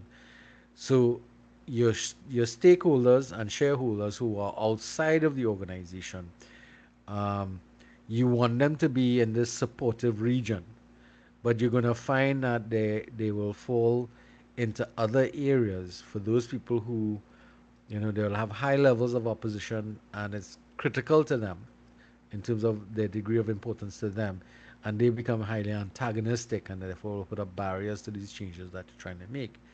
You need to be able to do something to be able to move them across to the supportive area, where it's still of high importance, but they're more in support of it. So again, this is inclusive. So you have to sit and listen to what are the issues, what are the problems that they have, etc., etc., and start to work at it.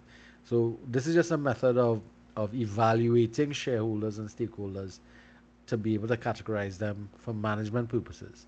So that once you know they fall into these areas, these are the strategies you can utilize to work with them. But it is part and parcel of the responsibility of a leader to think beyond only those people within the organization, but to extend their understanding of inclusivity to include those peoples around the organization. And when we see those peoples, we're talking about shareholders and stakeholders. All right. So those are things that we're looking at doing. The third element is empowerment. And empowerment is two dimensions: the sense of self that claims ownership, that is trying to develop in people the the concept and idea that this is I need to be taking ownership of this activity. I need to work on my own initiative, and therefore I want to be involved with this, and I expect to be involved. That's the empowerment that we would like to get people. So you don't have to wait as a leader. You don't have to wait for people to, take responsibility for certain actions and behaviors and actions that take place in the organization. You simply create a situation in which that becomes part of the natural response of the individuals. That empowerment.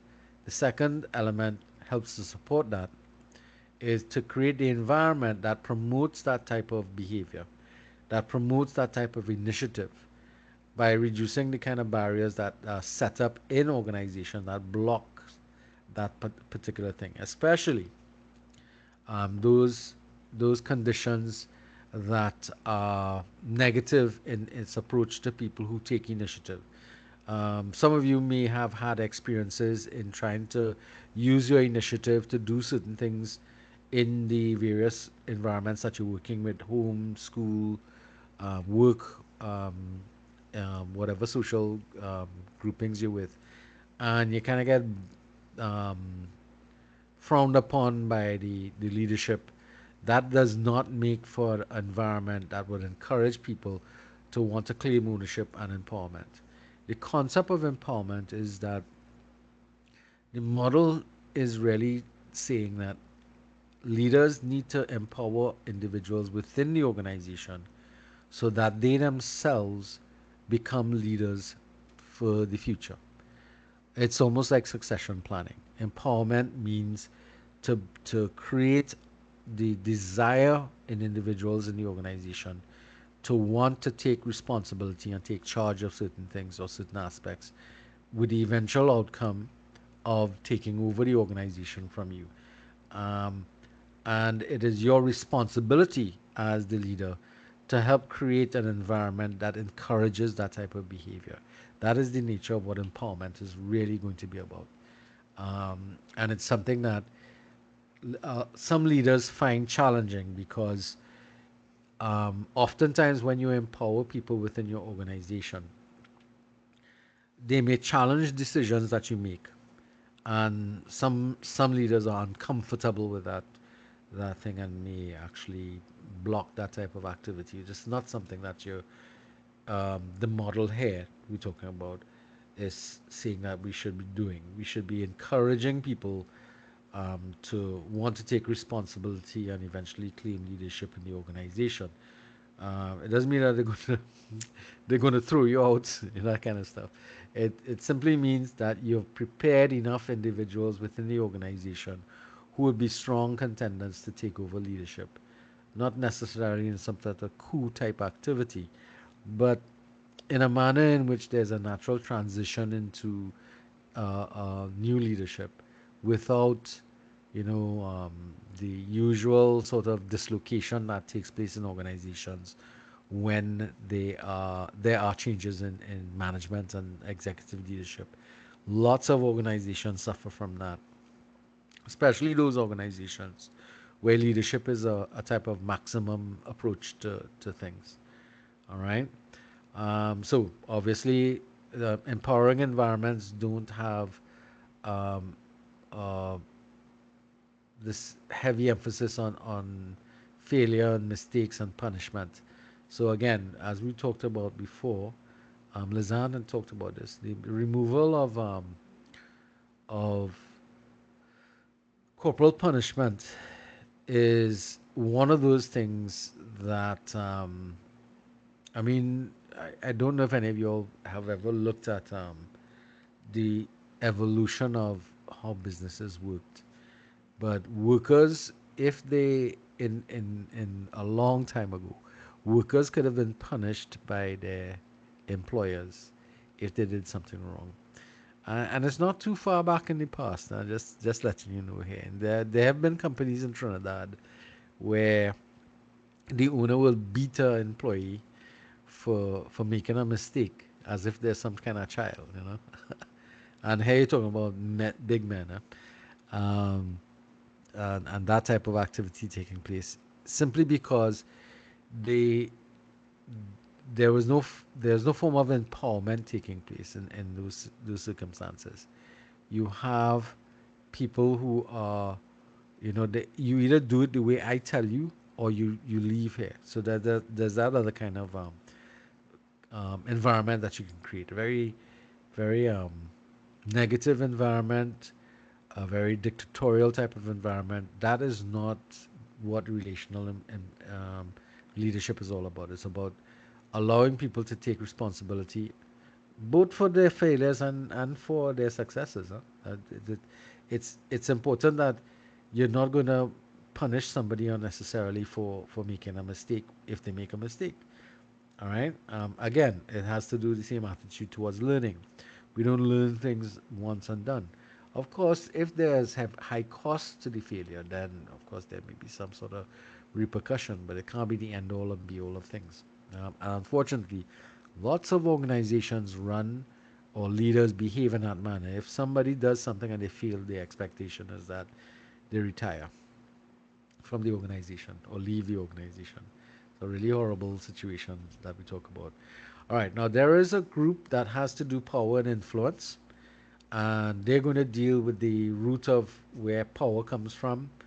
So I'm going to leave a lot of that for that group to do. So I'm going to kind of skip through some of these areas here in terms of what is power, autocratic, collaborative.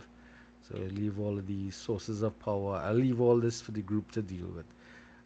Except that the whole point of talking about empowerment is about ensuring that when we as leaders uh, develop an organization or that we develop it in such a way that we are going to encourage people to want to take up responsibility in the organization, and both ourselves as leaders and the individuals will be responsible for the decisions that we make, and we don't create situations where we give people so one of the things that happens with leaders is that we delegate responsibility onto other people.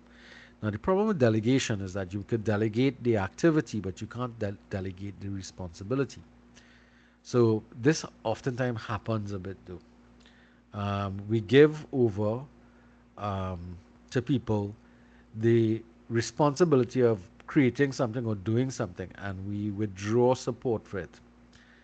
We don't provide the necessary resources, and we basically what we're doing is that we're using our position to to undermine somebody else who you view in the organization as being a threat to your position. So that's the kind of negativity that comes up in organizations that look at leadership from that maximum point of view. And that is really something that you want to do to avoid. The other people who are unwilling to share power, that is also something that you want to pay attention to as well. Um, so those are things about power that you will be dealing with. Self-empowerment, so things that you can utilize for self-empowerment, education, of course, becoming more knowledgeable about things. Leading, right, which is taking responsibility for leadership positions and decision making. Structuring, which is to create the environment in which you're going to be able to do the things that you want to do in terms of giving over strength to people, bringing people to the organization and sharing with them the opportunities to take control of things, providing those resources that are required for people to get their job done, mentoring other people around you to help them to develop their skills in decision making, and of course actualizing it, which is working on it, going out there and making sure that you provide members with of your organizations with the opportunities and the tools, and actually just working on making sure that you give over responsibilities and give over the thing. But at the end of the day, if somebody with whom you've delegated responsibility and you provided opportunities for empowerment,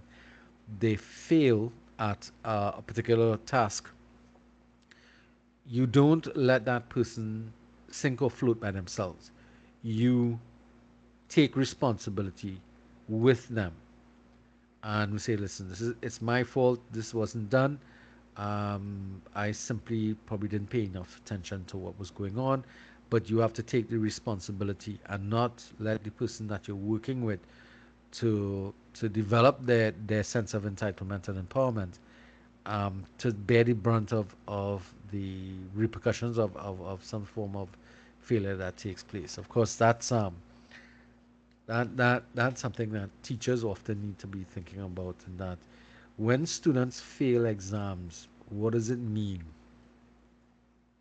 And a lot of people, teachers don't like this particular um, statement that is made by a lot of education theory and thing is that failure by students really means that teachers have failed to teach, because they have been unable to reach students and make the change that is necessary for them to understand the material, so that the outcomes, and this is something that the teaching service has actually shoved against a lot, um, that they don't like to base um, their promotions and that type of stuff in the organization on their students' performance, because it's seen as not necessarily being positively related. Uh, they don't want to see it that way. But the reality is that the success of your students is based upon your function as a lecturer. And a lot of teachers don't like that because they're afraid that if students fail, the students' failure is a reflection of your inability to teach, then they think it's going to be unfair. Now, there is a certain amount of failure that might come up naturally or normally. You can't impact upon everybody equally because nobody is the same. So, but it does point to things that maybe you can make changes to, which is one of the reasons why, please, at the end of the course, remember there's this course evaluation that is usually sent out to you guys. I'd really like for you guys to ensure that you do complete those surveys, because the results from it usually is empowering for me. I get to understand a little more about how you all feel about the course and stuff like that. All right, so please remember to do that. But I hope you understand the point I'm trying to make about not um, selling people or pushing them under the bus kind of thing. Now, in terms of empowerment, there are two concepts that they speak about here: is mattering and marginality. And it's how we position people in the organization based upon our behaviors. If we are careful and we work with people and we include their point of view, and we, through consensus, include their thinking and ideas behind why things should be done a particular way, it means that we are going to share with those individuals a sense of their their views matter. That's what mattering is about. As opposed to that, when we utilize decision making, such as voting and stuff like that, we tend to encourage marginalization.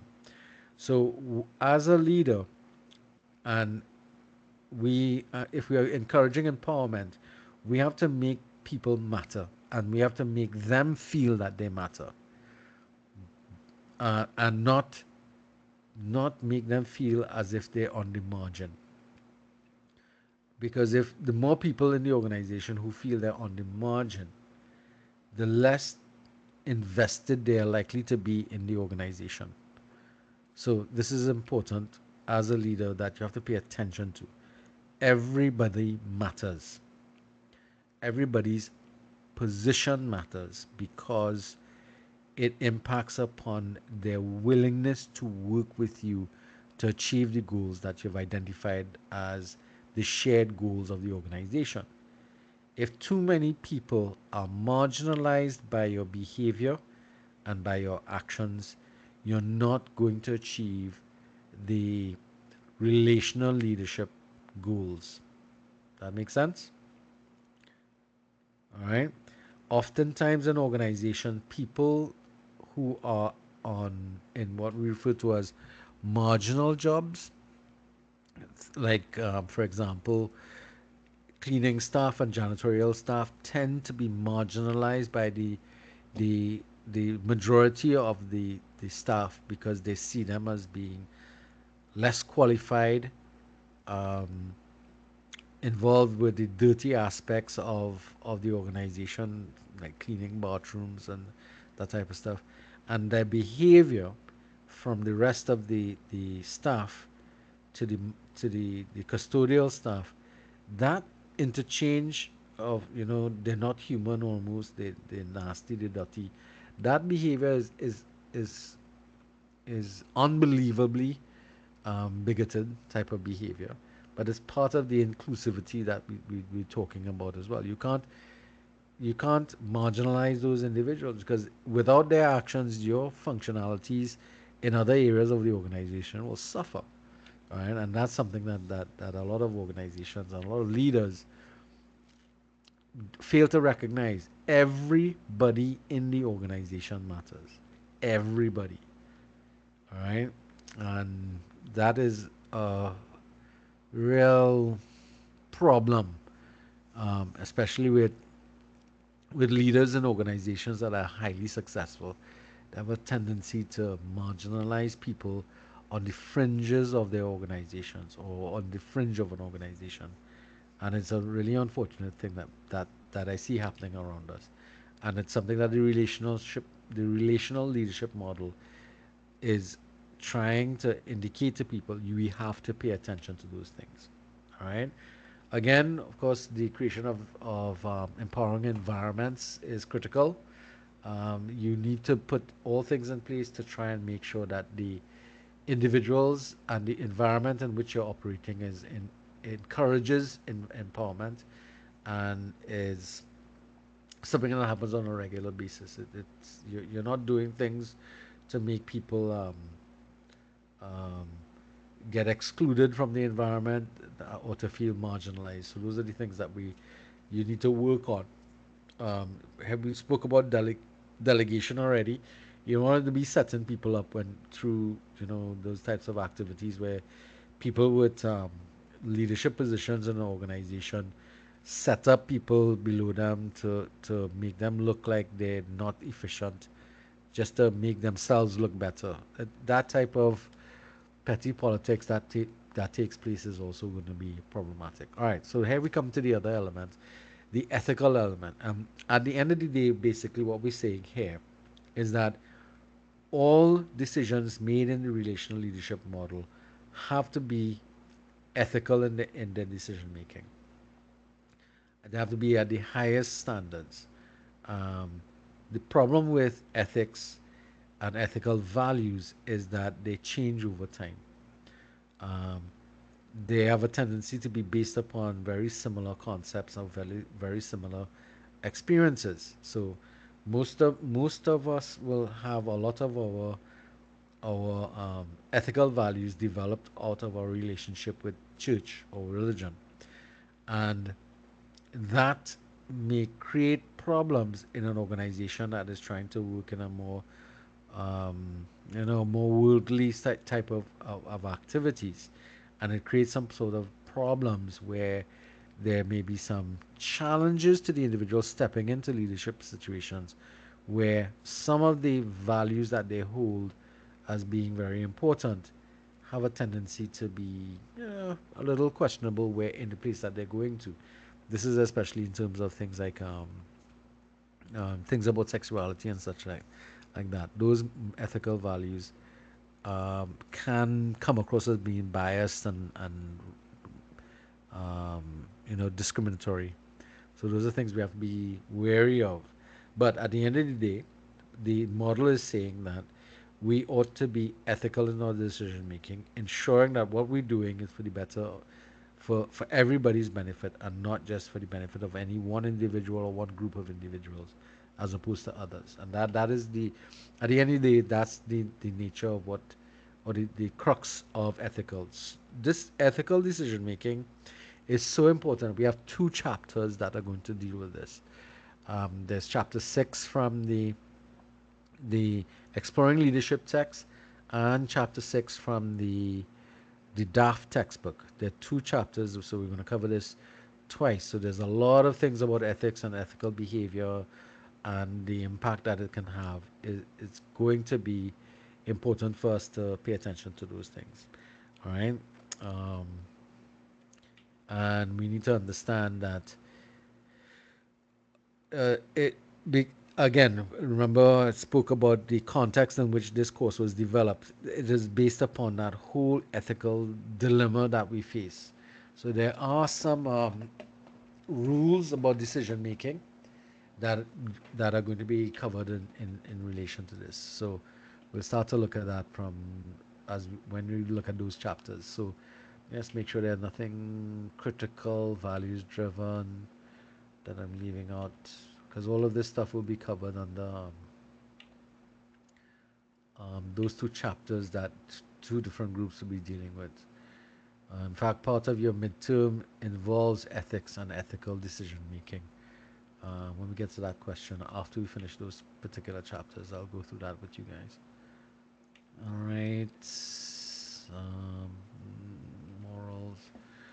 Leading by example. Of course, this is really critical because as a leader, what you do is more important than what you say.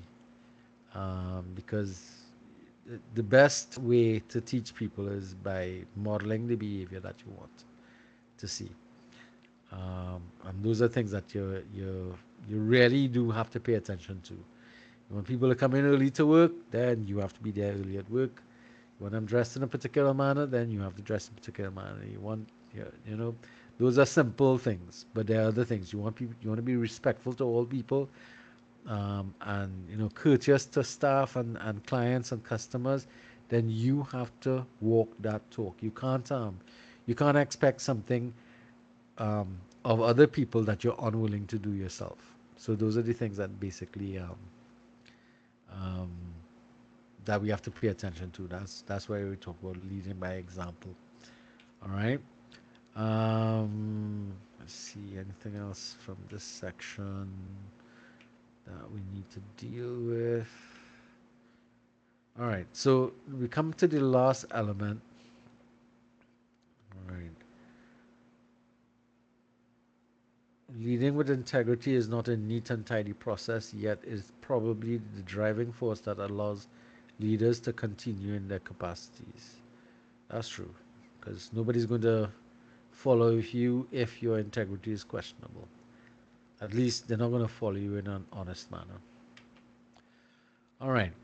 The last element here is about relational leadership being a process. So we spoke about this before. This is so that we can approach the process of relational leadership, or the whole concept of relational leadership, in a process orientation, so that it becomes this process that we follow and that we are utilizing to be able to have a particular set of outcomes that are repeatable, and we can make improvements every time we go through the journey of making those decisions. So the process orientation is for us to start at one level but improve ourselves as we move through the whole process of doing things, right? So um, there's some critical. So we spoke about this already, but there's some elements here in terms of the process that we want to pay attention to, that I have here. There are several key processes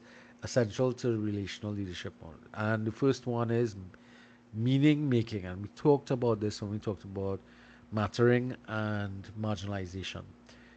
It is important that everything that you do is covered through meaning making, meaning that everything has to mean something to you.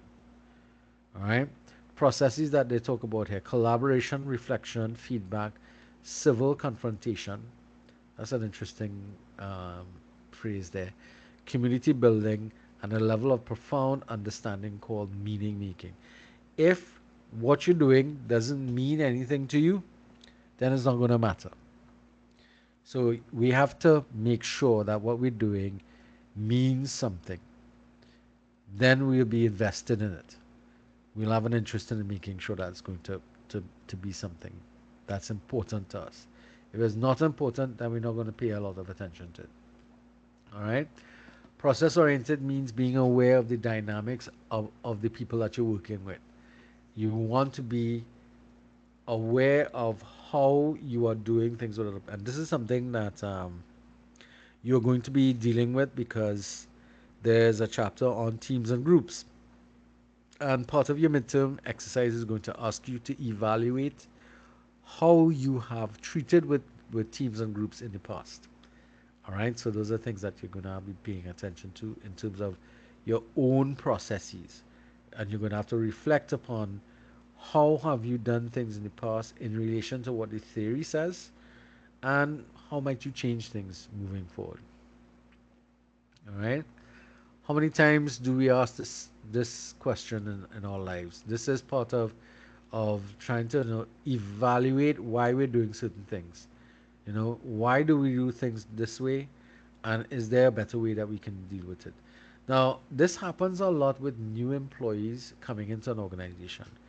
They will oftentimes ask, well, why are we doing it this way? And isn't there something better we can do? This might be simply a technology issue.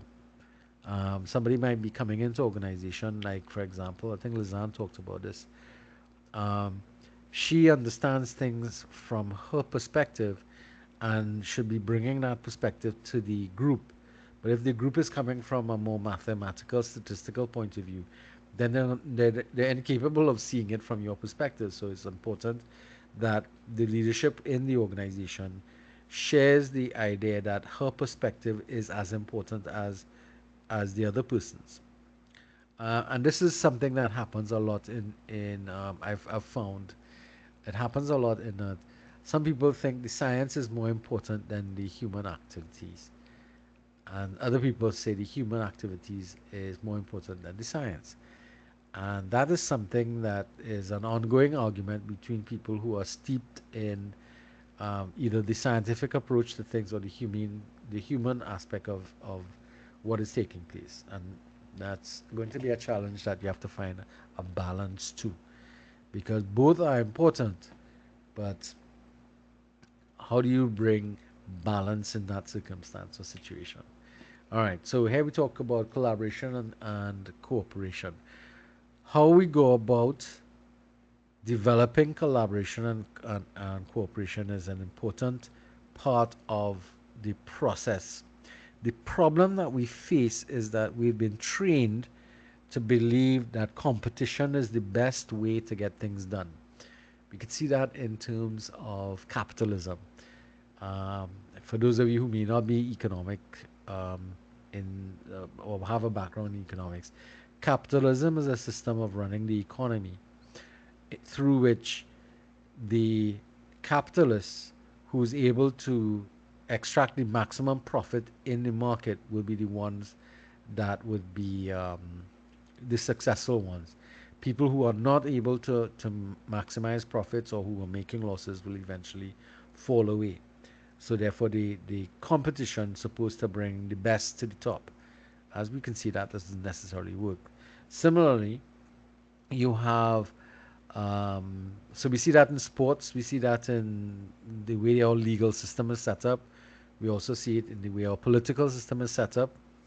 Um, and the whole concept of competition is that one side has to beat the next side. And that we have found in the relational leadership process is not the way in which we should be going through things. The research is indicating that cooperation and collaboration brings better um, decision making rather than competition. Because in the competitive industries, one person's view is brought is seen as being a better view than somebody else's. If we used a more collaborative approach and we brought the two views together to see their similarities and difference, then we are likely to come up with a even better position when it comes to a particular problem or situation. So rather than throwing away one person's idea um, when another person's idea comes up, we might get a stronger, more all-encompassing solution to a problem if we look at the value from one and the other and bring them together, collaborating, cooperating with each other. So this is part of the elements of the process. So there has to be you have to pay attention to the process that you engage in when you start to cooperate. So this is why you have to pay attention to how you operate in groups and teams. Um, and you can use your experiences in the classroom with group activities to see how can I get this to work better. And that is something that you have to work on consistently all the time.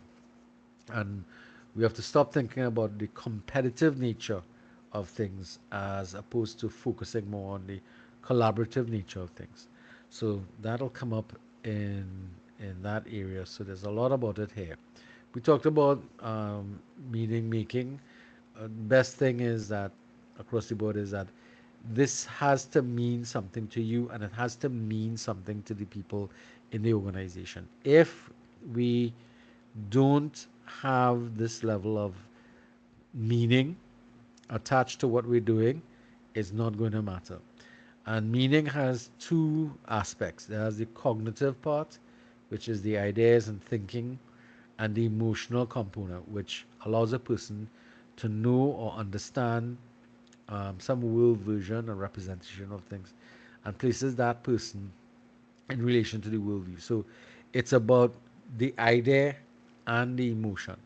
It's about how we feel about things. And if we don't feel good about it, it's not something we're going to bother to stay in our lives with. We're going to toss it away because it's not going to be important. All right. Now, how do you go about making things meaning? Uh, making things mean much to you? Think about it from this flow here. Data leads to information. The use of that information creates knowledge. That knowledge leads to understanding. That understanding and knowledge leads to wisdom, and that wisdom leads to thought and action. It needs to it means it needs to mean something to you, even though it's coming from some sort of abstract direction. So those are things that they talk about here. The process of arranging our understanding of experience so that we can know what has happened and what is happening, and so we can predict what will happen. It is constructing knowledge of ourselves and the world around us. That's an important definition there in terms of what meaning making is going to be. It's the way we perceive ourselves in the world around us and in the organizations that we're involved with. We have to look at it from that perspective. All right. So let's leave this for now. Y'all could go through this on your own if you want, or go to the text and look at it. Um, Something that you'll come across with meaning making is a term called cognitive reframing and um, cognitive dissonance. Those terms are cognitive dissonance is when you're doing something and you're doing something because the company tells you you have to do it, but it's creating some discord in your value structure. That cognitive dissonance is something that would signal to you that there needs to be either some sort of reframing that has to take place in your ideology about what you're doing, or there needs to be a change in what is happening in the organization. That reframing process is, you know, involved in us reshaping our ideas about how things work around us. So this happens a lot in terms of where there's cultural conflict sometimes in an organization where you come into an organization and you have been accustomed to doing things in one particular way, but this organization does it in a different way. So you might have some sort of cultural clashes and so on. And that's something that we're going to treat within a lot of the other, especially in the chapter of understanding others. We're going to come across that concept a little bit there. But it's something that we have to pay attention to because although we're trying to make things matter to us from an individual perspective, it also has to matter in the context of the organization. If for some reason you feel uncomfortable, then you're not likely to, work with that organization. Um, or your time with that organization will be fairly short, uh, to say the least. Now, very strong aspect about the process is reflection and contemplation. Reflection is the process of pausing, stepping back from the action, and asking what is happening, why is this happening, what does it mean for me, and what can I learn from this. This is probably one of the most important and most powerful aspects of the relational leadership process. The process requires that we, at some point in time, and often reflect and contemplate and cogitate on what took place, why it's happening the way it's happening. Because if we don't reflect, we're likely to continue making the same errors over and over again. And that's something that we have to try and avoid.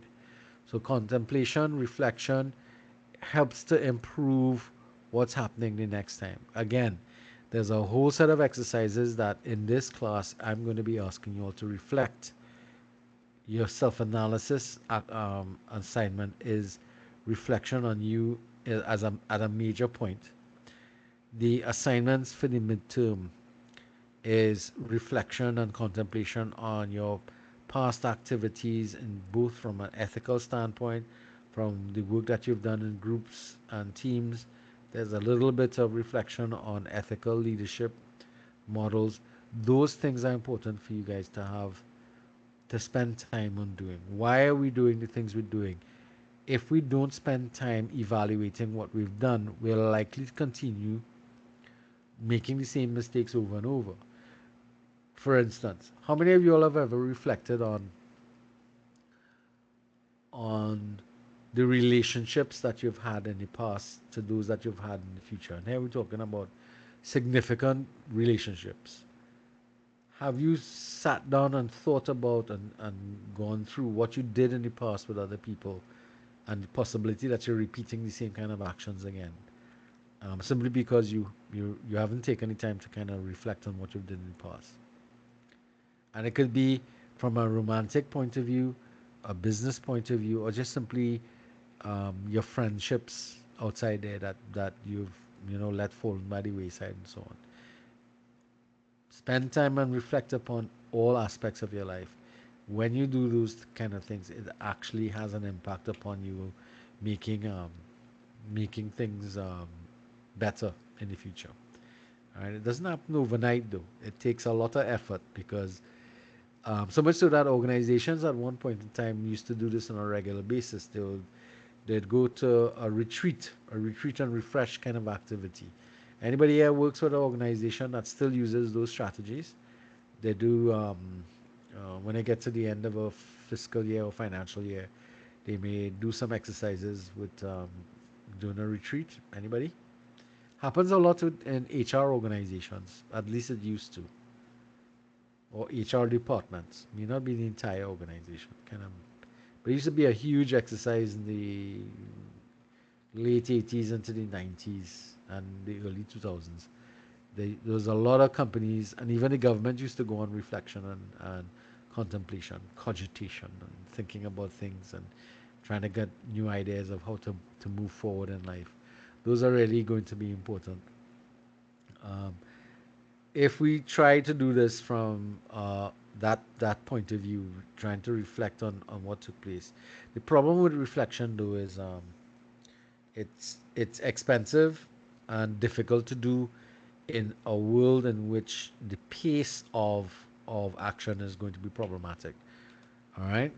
So this is the point they're trying to make. All leaders should practice the 3 R's: retreat, renewal, return. Um, Unfortunately, it's not as popular anymore because it's expensive and time consuming for an entire organization to try and practice this. But if you think about this from a personal level, you should probably try and see if this works. Just think about reflecting up on your last semester's work that you did in your previous semester.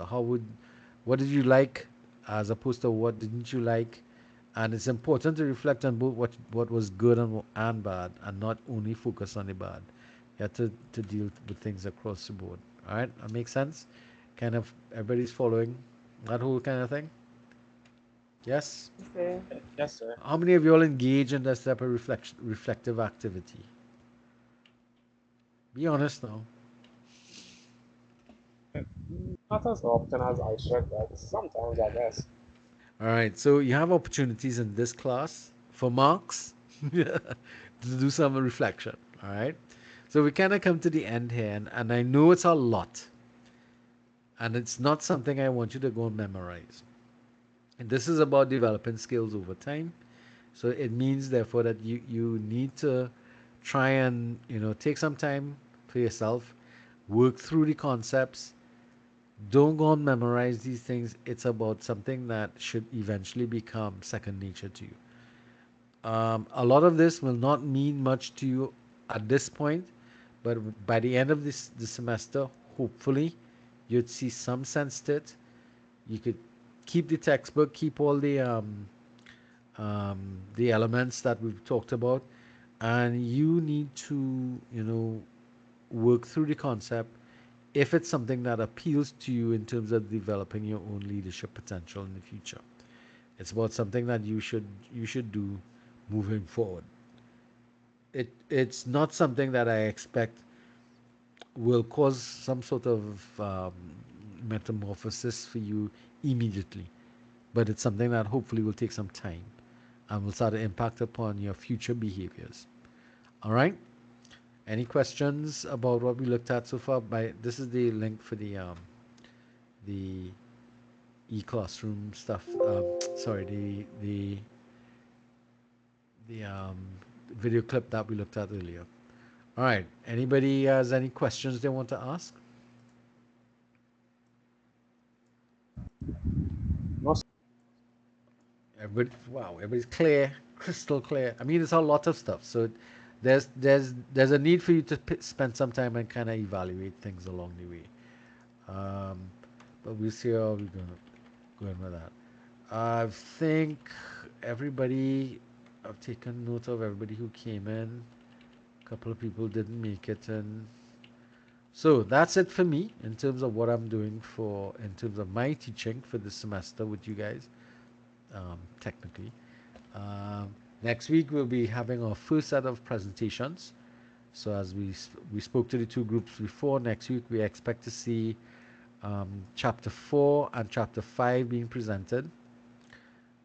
We have Samuel, Ali, and Manik Chan, and Khan, Jagannath, and Chatagun. Now, Karishma said she wasn't feeling well, so she left a little early.